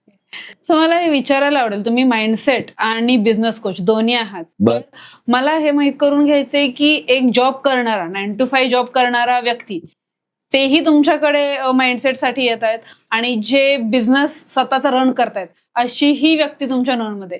काय वेगळेपण आहे यांच्या माइंडसेटमध्ये? प्रत्येक व्यक्तीच बिझनेसमनच्या माइंडसेटचा नाहीये, किंवा प्रत्येक व्यक्ती जॉब करू शकतो असं नाहीये. म्हणजे जसं तुम्ही म्हटलात की तुमचा जो फ्रेंड आहे तो त्याने त्याच्या बिझनेसमधनं स्वतःला हाय पोझिशन वरती नेलं, बरोबर.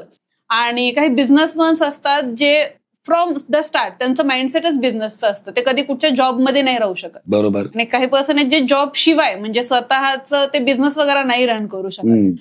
सो काय माइंडसेटमध्ये यांच्या नक्की चेंज असतो? म्हणजे लोकांनी स्वतःला कसं ओळखायचं? म्हणजे मी जर आज म्हणतेय की मला बिझनेस करायचा आहे, तर मी कसं ओळखायचं? मी स्वतःला काय क्वेश्चन करायचा की माझं बिझनेस माइंडसेट आहे की नाही? गुड, खूप छान क्वेश्चन. बिकॉज बऱ्याच लोकांना जे जॉब करत आहे त्यांना गैरसमज आहे बिझनेस बद्दल. हा, बिझनेसवाल्यांना जॉब बद्दल तेवढा नाहीये, पण जॉबवाल्यांना बिझनेस बद्दल आहे का ते बी सांगतो. तुमच्या प्रश्नाचा एक अर्थ असा होतो की जॉब करणाऱ्या व्यक्तीने स्वतः कोणत्या गोष्टी चेक कराव्या की जर त्या असतील तर त्यांनी बिझनेसचा विचार करू शकतो. हाच प्रश्न आहे तुमचा. गुड. आता याच्या आधी पहिले हे सांगतो की जॉबवाल्यांना बिझनेस कसा वाटतो. जॉबवाल्यांना वाटतं की बिझनेसमध्ये कोणाचं ऐकायची गरज नाही, बिझनेसमध्ये वेळेचं काही बंधन नाही, बिझनेसमध्ये इन्कमला मर्यादा नाही, बिझनेसमध्ये मला जे काही शेड्यूल आहे ते माझ्यानुसार असणार, बिझनेसमध्ये सगळं लोक काम करता, मला फक्त मॅनेज करायचं काम. हे सगळं रॉंग आहे. हे जे काही मी आता बोललो आणि मी लिहून देतो, आज तुमच्या फ्रेंडमध्ये कोणी जॉब करणारे असतील ज्यांच्या डोक्यात बिझनेस चाललाय, त्यांना बिझनेस यामुळे नाही करायची की मला समाजाचा एखादा प्रॉब्लेम सॉल्व्ह करायचा आहे, त्यांना बिझनेस यामुळे नाही करायचं की मला एखादा प्रोडक्ट किंवा सर्व्हिस आहे माझ्याकडे ती द्यायची, त्यांना बिझनेस यामुळे करायचं की मला जॉब मधून मोकळं व्हायचं. तुम्हाला समज मला काय म्हणायचंय. But that is wrong. का सांगतो मी? जॉब मध्ये तुम्ही 10 ते 5 जर करताय तर बिझनेस मध्ये तुम्हाला 6 ते 10 करावं लागेल. Are you ready for that? This is my first question. I am a business owner. आपण ह्या प्लॅटफॉर्मला बसलो, इथं पण कोणतरी बिझनेस ओनर आहे. इफ यू विल चेक, तर जॉब करणाऱ्या माणसापेक्षा जास्त काम एका बिझनेसमॅनला करावं लागेल. जॉबवाल्याला 9:15ला काम नाही, बिझनेसवाल्याला 5:30ला सुद्धा काम. एक केस स्टडीचा भाग सांगतो. भंडारामध्ये एक ट्रॅक्टर शोरूम आहे, जॉन डियर मल्टीनॅशनल कंपनी, त्याचे डिस्ट्रीब्युटर आहेत ते. Our team was continuously following him. Follow up चालू होता फीडबॅकचा की आमची सर्व्हिस घ्या, फॉर मोर दॅन 1.5 years. तर 1.5 वर्ष फॉलोअप करून हिज आन्सर वॉज नो. पण माझ्या टीमला मी तयार असं केलेलं आहे की नाही म्हणणाऱ्या प्रत्येक व्यक्तीला तोपर्यंत पाठलाग करा जोपर्यंत तो येस म्हणा. आणि ते म्हणे नाही मला शक्यच नाही. म्हणे का? म्हणे मी फ्रीज नसतो. म्हटलं सर 1 मिनिट बोला तुम्ही. नाही मी फ्रीच नसतो. म्हटलं सर कधीतरी तुम्ही फ्री होत असाल, रात्री घरी येत असाल, मी रात्री कॉल लावतो. नाही म्हणा रात्री मी बिझी असतो. म्हटलं सकाळी. बरं ठीक आहे, सकाळी मला 4:30 वाजता कॉल करा. Madam 4:30 AM. आणि ज्या मॅडमचे ते क्लायंट होते त्यांचं नाव माधुरी मॅडम आहे. मी पूर्ण सत्य बोलतो जे आता तुमच्या समोर. आणि माझा रूल आहे ज्याच्या त्याच्या बेनिफिटचा त्याला त्याची कळप आहे. माधुरी मॅडम यांना मी आदल्या दिवशी सांगितलं उद्या सकाळी मला 4:15ला आठवण द्यायची. हालाकी मी मेंटली प्रिपेअर्ड होतो, हिने नसती बी लावली तरी मी करणारच, पण तिला त्याची जाणीव असाल. 4:30ला मी त्या दिवशी अंबेजोगाईमध्येच होतो. 4:30ला मातीचा मला कॉल आला. मी त्यांना कॉल केला. त्यांनी फोन उचलला. ओके, तुम्ही 4:30ला कॉल केला? म्हणे इथंच तुमचं फायनल झालं, मी तुमची सर्व्हिस घेतोय. काहीच बोलले नाही. आणि मला लाखो रुपयांचं पॅकेज मी त्यांचं घेतलं. पण मी का बोलतोय, जॉब करणाऱ्या व्यक्तीने एक क्वेश्चन विचारा की जर मी लिमिटेड कामासाठी बनलेलो आहे, मला जर थोडंफार काम केल्यानंतर कंटाळा येतोय, मला जर थोडंफार काम केल्यानंतर थकवा येतोय, आणि थकवा बरोबर मी विचार केला मला भविष्यात लाईफ काय पाहिजे. आता काहींचं कसं माहितीये का, मला फ्युचर लाईफ ही पाहिजे पण मला आता थकवा येतोय. मग काही जण असे या फ्युचर लाईफसाठी हा थकवा सहन करायला तयार आहेत. आणि काही असे मला ती फ्युचर नसली तर चालेल पण मला थकवा नको. ज्यांना सेकंड केस वाटते की उद्या मला 2 पैसे कमी द्या पण मला आरामात पाहिजे, ते लोकांनी बिझनेसचा विचार नको करायला. दिस इज माय पर्सनल ओपिनियन.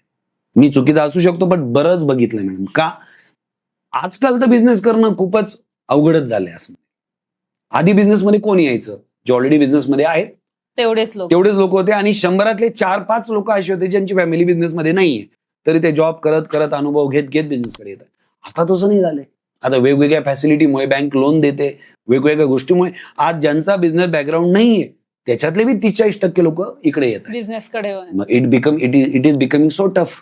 माझा हा पहिला पॉईंट झाला की जेव्हा तुम्हाला फ्युचरसाठी आत्ताचा थकवा तुम्ही कट करायला तयार असाल तर तुम्ही बिझनेस करा.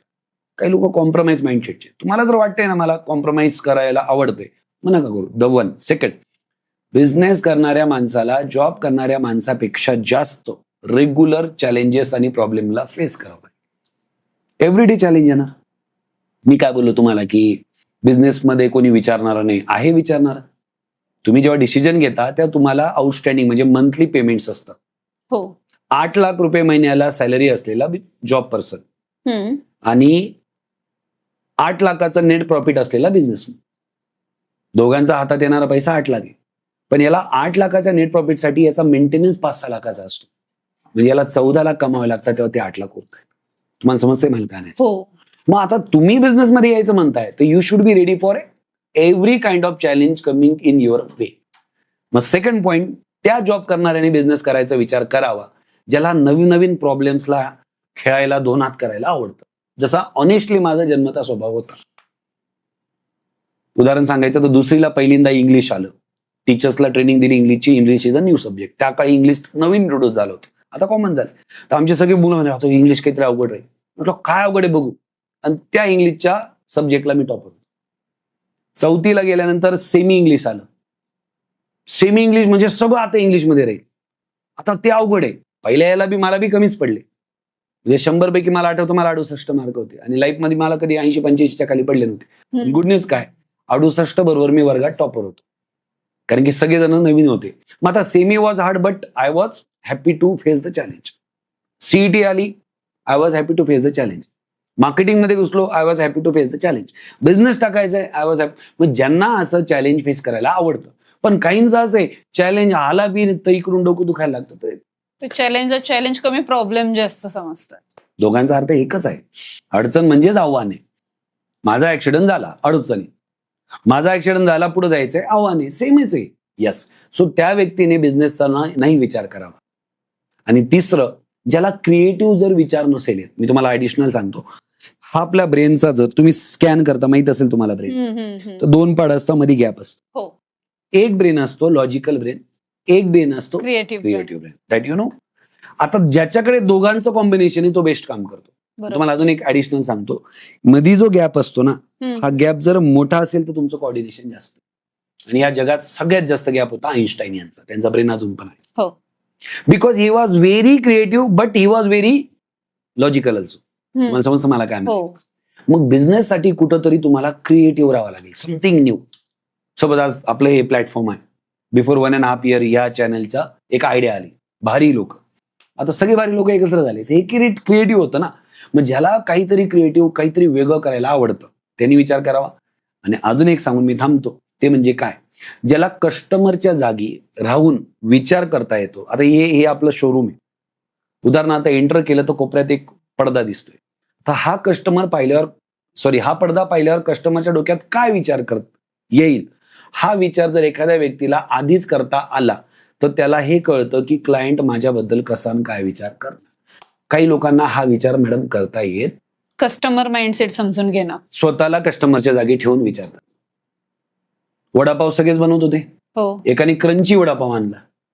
वडापाव सगळेच बनवत होते, एकाने एक हॅपी मोड म्हणून त्याच्यात पनीरचा एक तुकडा आणला. मग अचानक खाता खाता मला पनीर लागलं, सरप्राईज झालं. मग त्यांनी कस्टमरच्या जागी राहून विचार केला.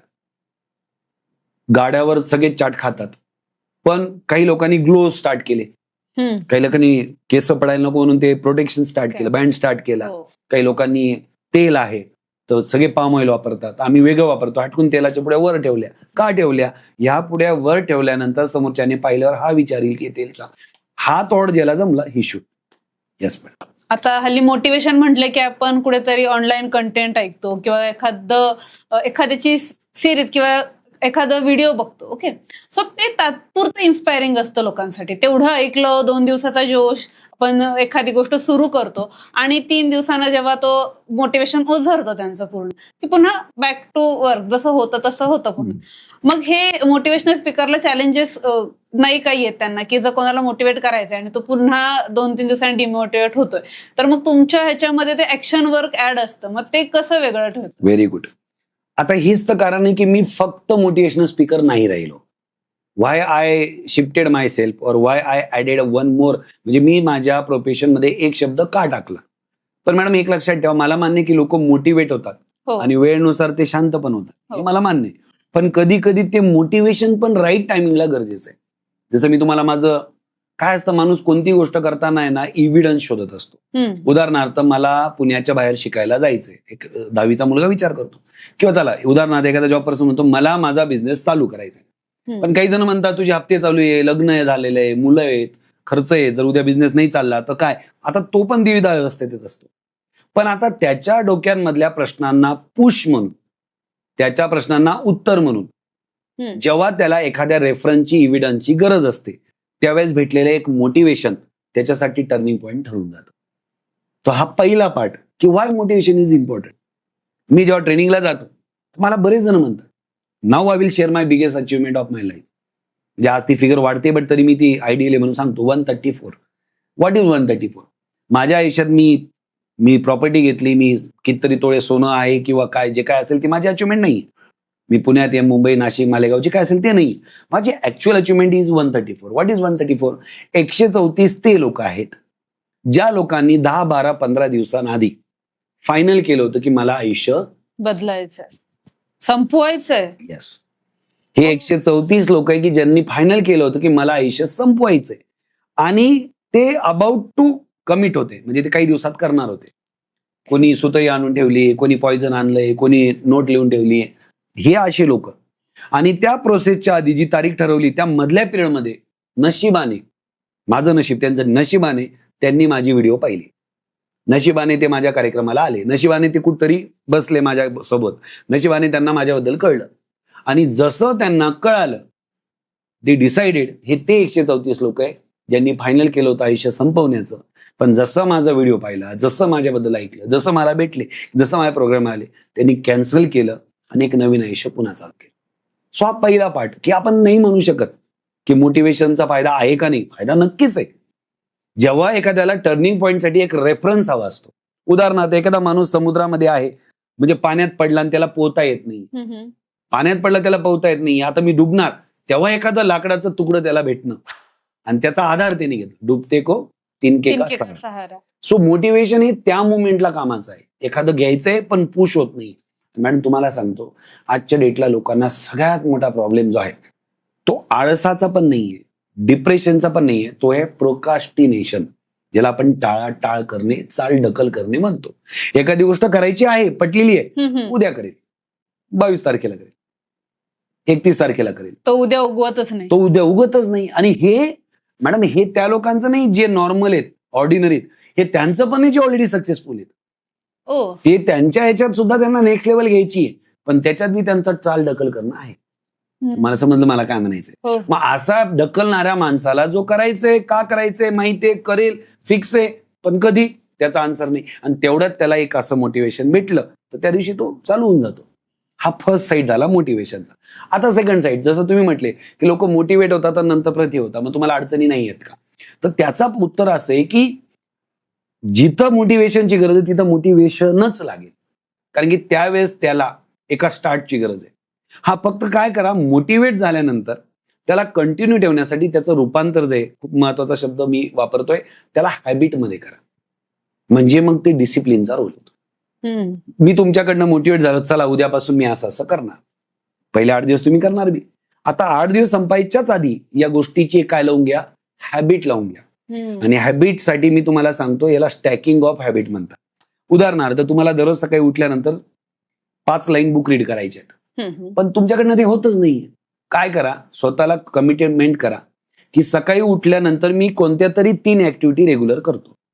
पर्सनली नक्की, पण मी फ्रेश होतो, आंघोळ करतो, देवासमोर जातो, चेंज करतो. हे 4 गोष्टी मी करतो ना, तर स्टॅकिंग म्हणजे काय, जसं सँडविच कसं स्टॅक केलेला असतो तसं कोणत्या तरी 2 ऍक्टिव्हिटी मध्ये याला टाकून.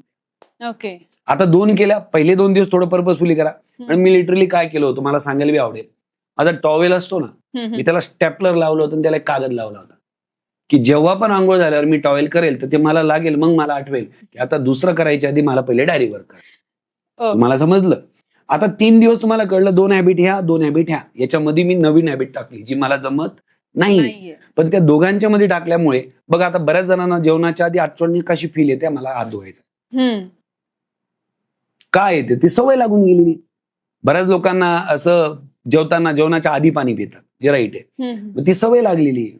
मग अशा सगळ्या सवयी लागल्या आहेत, मग ह्या पण सवयी लावाव्या लागतात.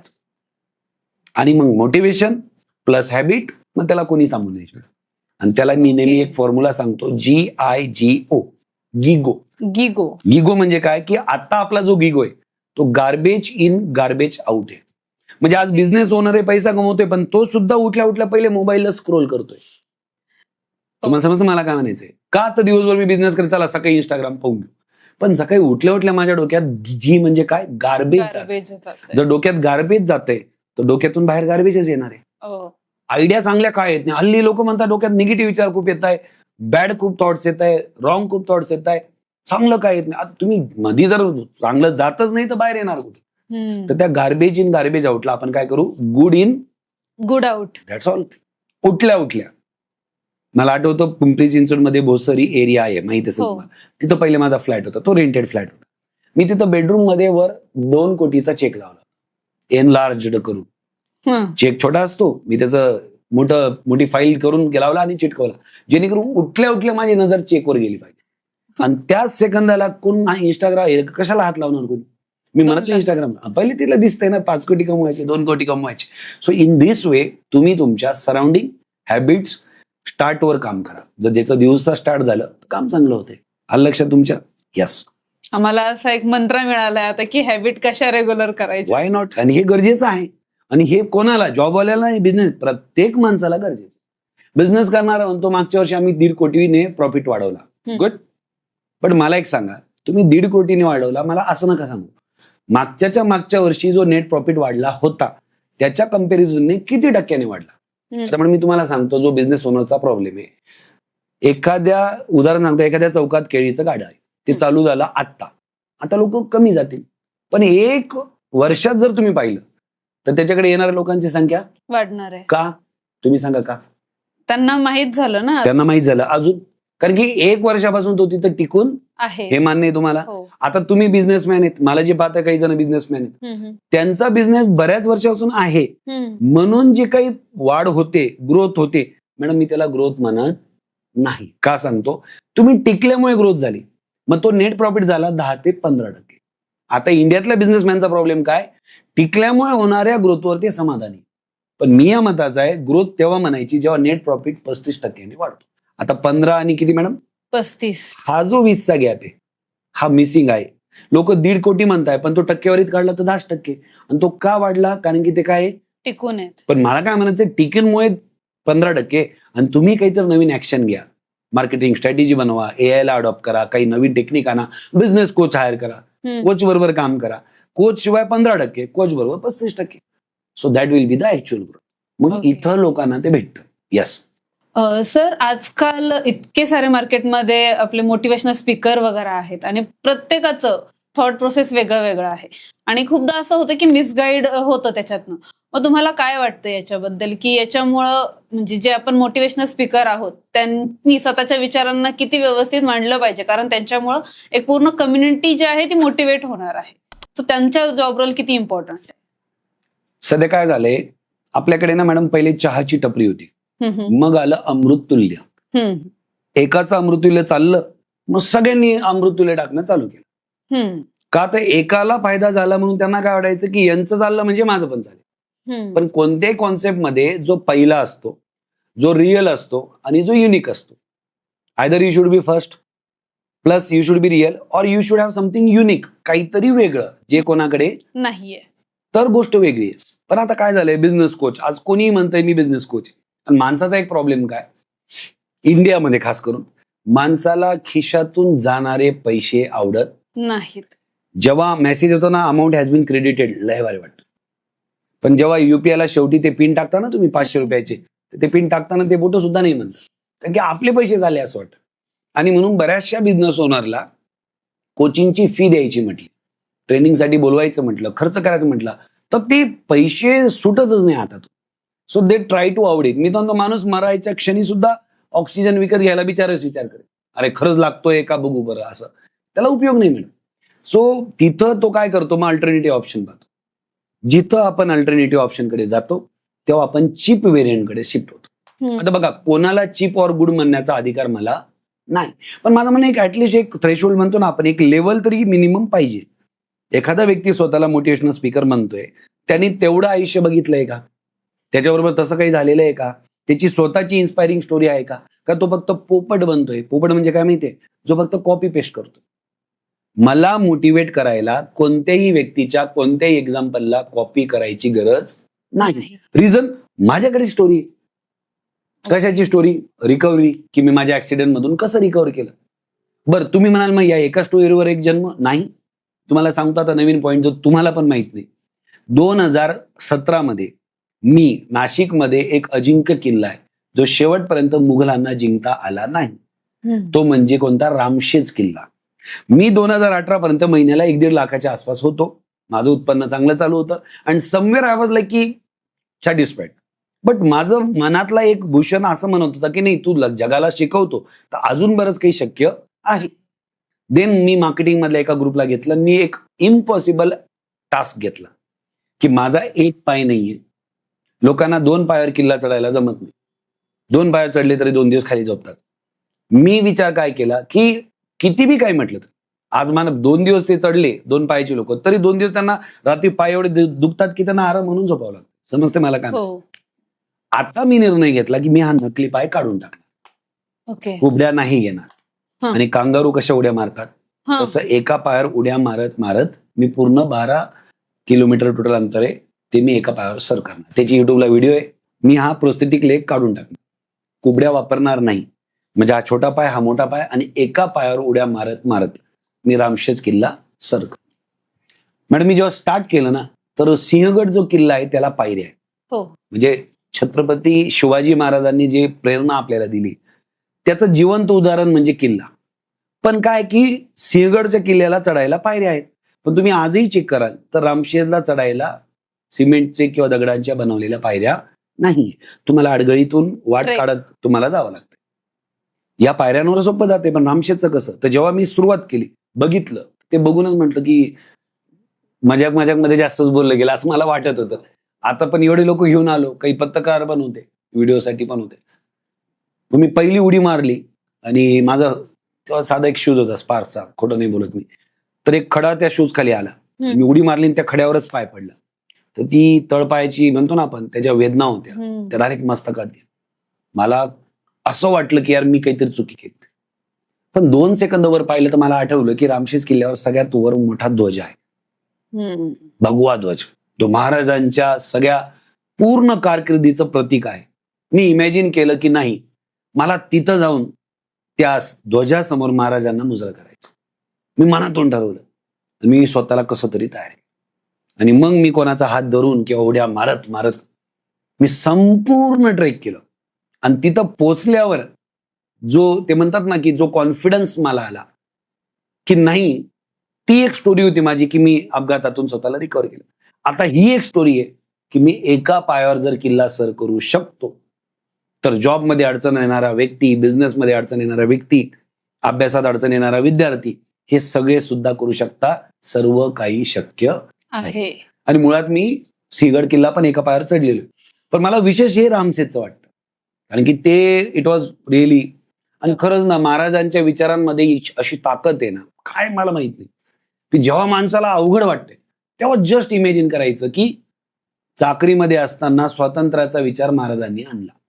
जे शहाजीराजे जे होते त्यांचे वडील, त्यावेळेस जी काही कंडिशन होती, जिजाऊ मातेंच्या बाळकडूमुळे त्यांनी ते स्वराज्याची स्थापनेचा विचार केला. मग जर ते विचार करू शकतात आपण का नाही? आणि त्यांना बघा, छत्रपती शिवाजी महाराजांना त्यांच्या त्या कारकिर्दीमध्ये स्वराज्य स्थापनेसाठी त्यांना लढायला जायचं होतं. ऊन वारा पाऊस नाही बघायचा, जंगलातून जायचं, तलवारबाजी करायची, लोकांना हे करायचं. आपल्याला एवढं करायची गरज आहे का? नाही. मग त्यांना एवढं करावं लागतं. आपल्याला काय करायचंय? आपल्याला स्वतःलाच सक्सेसफुल करून समाजाला इम्पॅक्ट करायचे. आपल्याला या तलवारी वगैरे आज ती वेळ नाहीये. आज आपण आपल्या क्षेत्रात आपण महाराजांचे मावळे का नाही होऊ शकत? हा मी विचार केला, आणि अशा स्टोरीज ज्या आहेत त्या रिअल स्टोरीज क्रिएट करत जो राहणार, त्या मोटिवेशनल स्पीकरला कधीही मरण नाही. पण कुठून तरी काहीतरी प्रत्येक शाळेत प्रत्येक वर्गात 6 जणांना छान बोलता येतं. वक्तृत्व. मग आता बोलता येणारा प्रत्येक माणूस हा भाषण चांगला देऊ शकतो, पण भाषण चांगला देणारा प्रत्येक माणूस मोटिवेशनल स्पीकर होऊ शकतोच असं नाही. मग तिथं तुमचं वेगळं पण महत्वाचं आहे. ते वेगळं पण तुमच्या स्वतःच्या स्टोरीने पाहिजे. आणि तरीही एखादा भाषण करता येणारा व्यक्ती जर मोटिवेशनल स्पीकर होण्याचा प्रयत्न करतोय आणि कोणाला तरी जर तो प्रेरणेचं कारण बनतोय, तर काही चुकीचं नाही.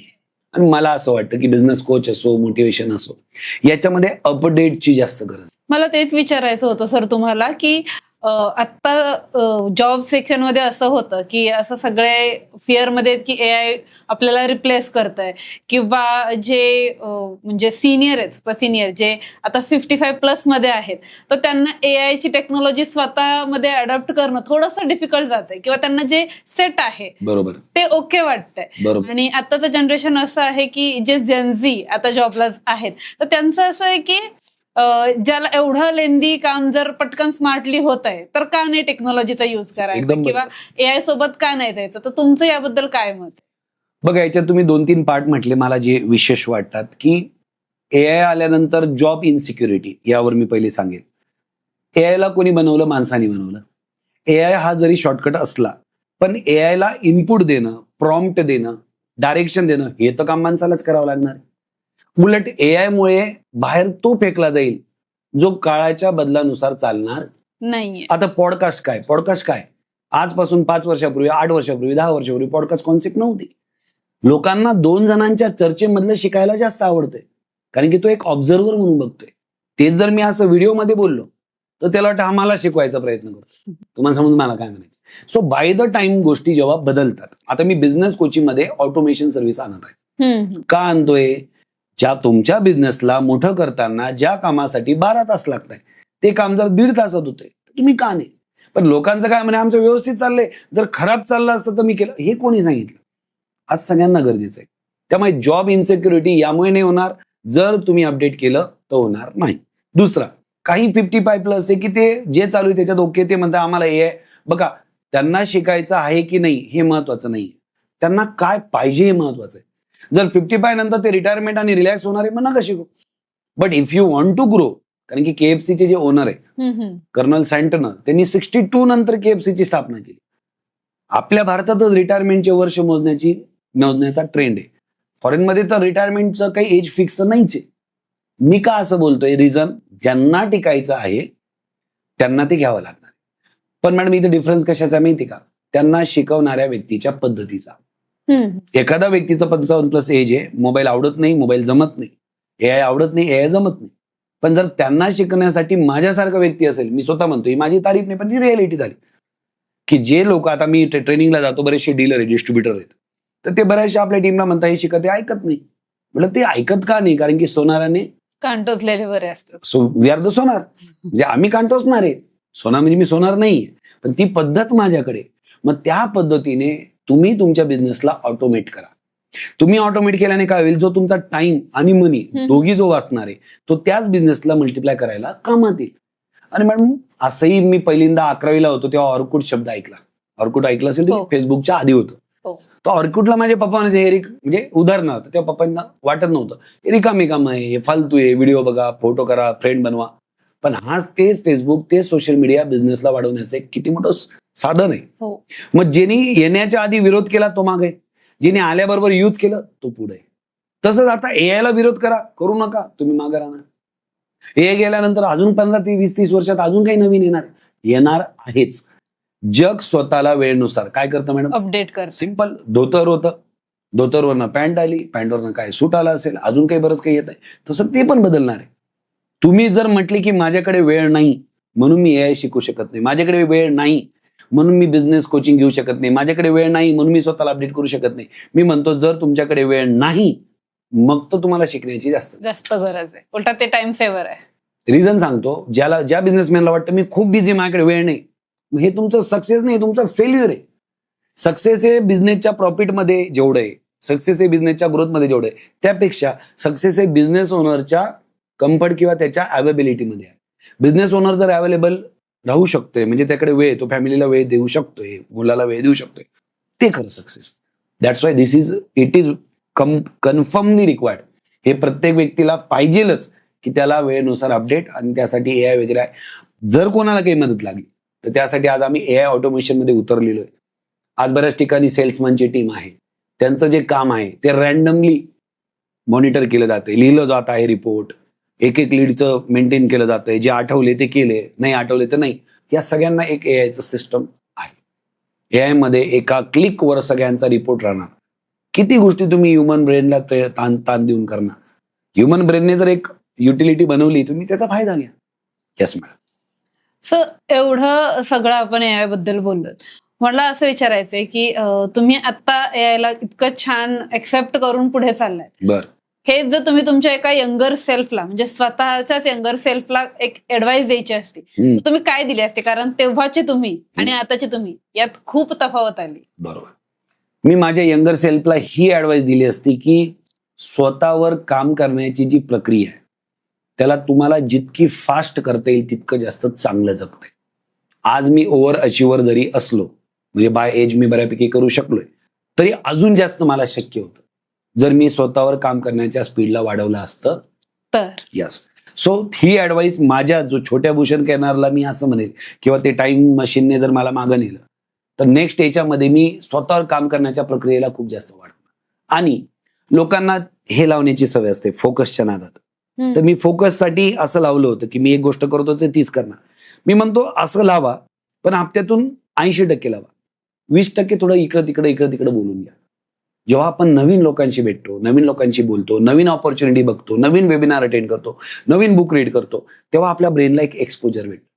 एक मोनोटोनसनेस फोकससाठी गरजेचा आहे, बट मी म्हणतो 80% इनफ. 20% सुट्टीच्या दिवशी, सकाळी, संध्याकाळी काहीतरी नवीन एक्सप्लोर करायचं. त्या नवीन एक्सप्लोर करण्यामुळे तुम्हाला तुमचा मार्ग अजून सुरळीत करून तुमचा स्पीड वाढवण्यासाठी, तुमची अचिव्हमेंट वाढवण्यासाठी खूप इझी झालं. 100%. तुम्ही इतक्या कमी एज मध्ये तुम्ही जसं म्हटलात की जॉब वगैरे सुरुवात केली, आणि जेव्हा तुमचा स्ट्रगलिंगचा लाईफ मधला टर्निंग पॉईंट होता तेव्हा तुम्ही पुस्तकांना तुमचा सोबती निवडलं होतं. तर मग यंग जनरेशनला किंवा टीनेज मुलं आता नवीन आयडियाज जेवढ्या एक्सप्लोर करतात त्यांना फोकस राहायला किंवा स्वतःचा माइंडसेट चांगला ठेवायला तुम्ही कोणते बुक्स रेकमेंड करू शकता? बघा, आता मी सजेस्ट असं करेल, पुस्तकाचं नाव म्हटलं तर मी आहे, या आधी आलेले स्पीकर असतील ते 1000 पुस्तक सांगतील. कोणतं पुस्तक वाचलं यापेक्षा जे वाचलंय ते अप्लाय किती केलं हे महत्वाचं आहे. मी म्हणतो सेल्फ हेल्प इंडस्ट्रीमध्ये नवीन आलेलं जरी बुक घेतलं तरी काही प्रॉब्लेम नाही, पण एकदा चालू केलं तर तुम्हाला संपवायचंय. तरी जर तुम्ही विचारलंच आहे, म्हणून जे रोंडा बाईन यांचं द सिक्रेट बुक आहे, that was start of my life. कारण की तिथून मला कळालं या गोष्टी किती रेअर आणि कशा, थॉट्सची पॉवर काय. तर ते मला आता आज आमच्या मॅडम आहे, माझी वाईफ आहे, ती पूर्ण माझं ऑफिस बघते. माझी मुलगी 2:30 वाजेनंतर ऑफिसला येते, ती आज 4थीला आहे, आणि ती पूर्ण ऑफिस मधलं काम 2:30 वाजेनंतर 4थीला असताना बघते. हे सगळं का? Because of that book and thought process I could do. Second, तुम्ही तुमचे सगळ्यात मोठे चॅलेंज आहात, तुमचा सगळ्यात मोठा ऑब्स्टॅकल तुम्ही आहात. तुमच्यात देवपण आहे, तुमच्यात राक्षसपण. त्यामुळे तुम्हाला स्वतःला जिंकणं तितकंच गरजेचं, आणि त्या जिंकण्याची सुरुवात असते सबकॉन्शियस माइंडसाठी. 4 गोष्टी मॅडम मी केल्या. या 4 गोष्टींमुळे माझी इन्कम 20 पटीने वाढायला इझी झालं. पहिली गोष्ट मी काय केली की मी माझ्या एफर्ट्सचा एक हिशोब ठेवला. लोक काय करतात पण त्याचा एक हिशोब राहत नाही. जसा पापाचा घडा असतो ना तशा एफर्ट्सचा पण एक घडा असतो. तर जितका लवकर तुम्ही घडा भरणार तितका लवकर तो रिझल्ट तुम्हाला भेटणार. So I started maintaining report of my efforts and I was always मी नेहमी स्वतःला विचारत होतो की या 1.5 महिन्यात मी काही नवीन एफर्ट घेतले का.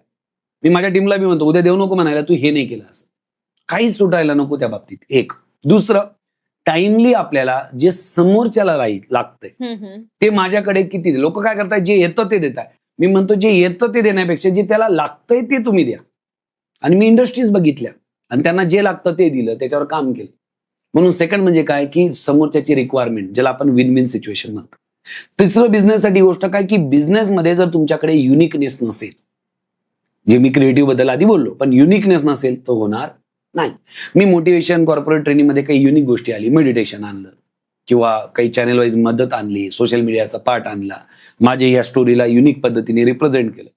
ही तिसरी गोष्ट. आणि चौथं म्हणजे काय, हे सगळं करत असताना जोपर्यंत तुमचं टार्गेट हे तुमच्या टीमचं टार्गेट बनत नाही तोपर्यंत तुम्ही मोठे होऊ शकत नाही. बिझनेस ओनरला एवढे कमवायचे, एवढं बिझनेस न्यायचा, एवढं करायचं आणि त्यांच्या स्टाफला पगार कमवायचा, तर ते होणार नाही. जेव्हा तुमचं टार्गेट हे तुमच्या स्टाफचं टार्गेट होतं, जेव्हा दोघांच्या टार्गेटचं एक अलाइनमेंट होतं, जेव्हा दोघांची फ्रिक्वेन्सी मॅच होते, तेव्हा त्याला गर्दी नाही तर एक टीम म्हणतात. तुमच्याकडे लोकांची टीम आहे का लोकांची गर्दी आहे हे डिसाईड होतं त्यांच्यामध्ये असलेल्या थॉटने. या 4 गोष्टी मी लाईनीत ज्या केल्या त्या गोष्टींनी मला 20 पटीने, म्हणजे मला अजूनही आठवतं की माझ्या बँकेत जेवढं मी मागच्या 5 वर्षात आलं असेल हे त्याच्या आधीच्या 5 वर्षापेक्षा 20 पण नाही 30 पटीने जास्त आहे. का? हा माझा सेकंड फेज होता. Accident was first phase. Second phase मध्ये मी स्वतःला उभं केलं आणि आज जे काय आहे, बऱ्याचदा लोक शॉर्ट टर्म रिझल्टवर जातात, मी लॉंग टर्म जातो. मी पुण्यात आल्यावर फ्लॅट जागा नंतर घेतलं, पहिले ऑफिस घेतलं. लोक पहिले स्वतःच घेतात स्टॅबिलिटी. मी म्हटलं ऑफिस स्टेबल झालं तर सगळं स्टेबल होणार. मग अशा पद्धतीने I could lift it to the 20 time of my income. Yes madam. So धन्यवाद सर, आज आपण इथे आलात. Yes. आणि इतकं इन्स्पायरिंग सगळ्या गोष्टी सांगितल्यात, इतके आम्हाला आय ओपनिंग गोष्टी सांगितल्या, यासाठी खरंच तुमचं खूप आभार आहे. Thank you so much. थँक्यू.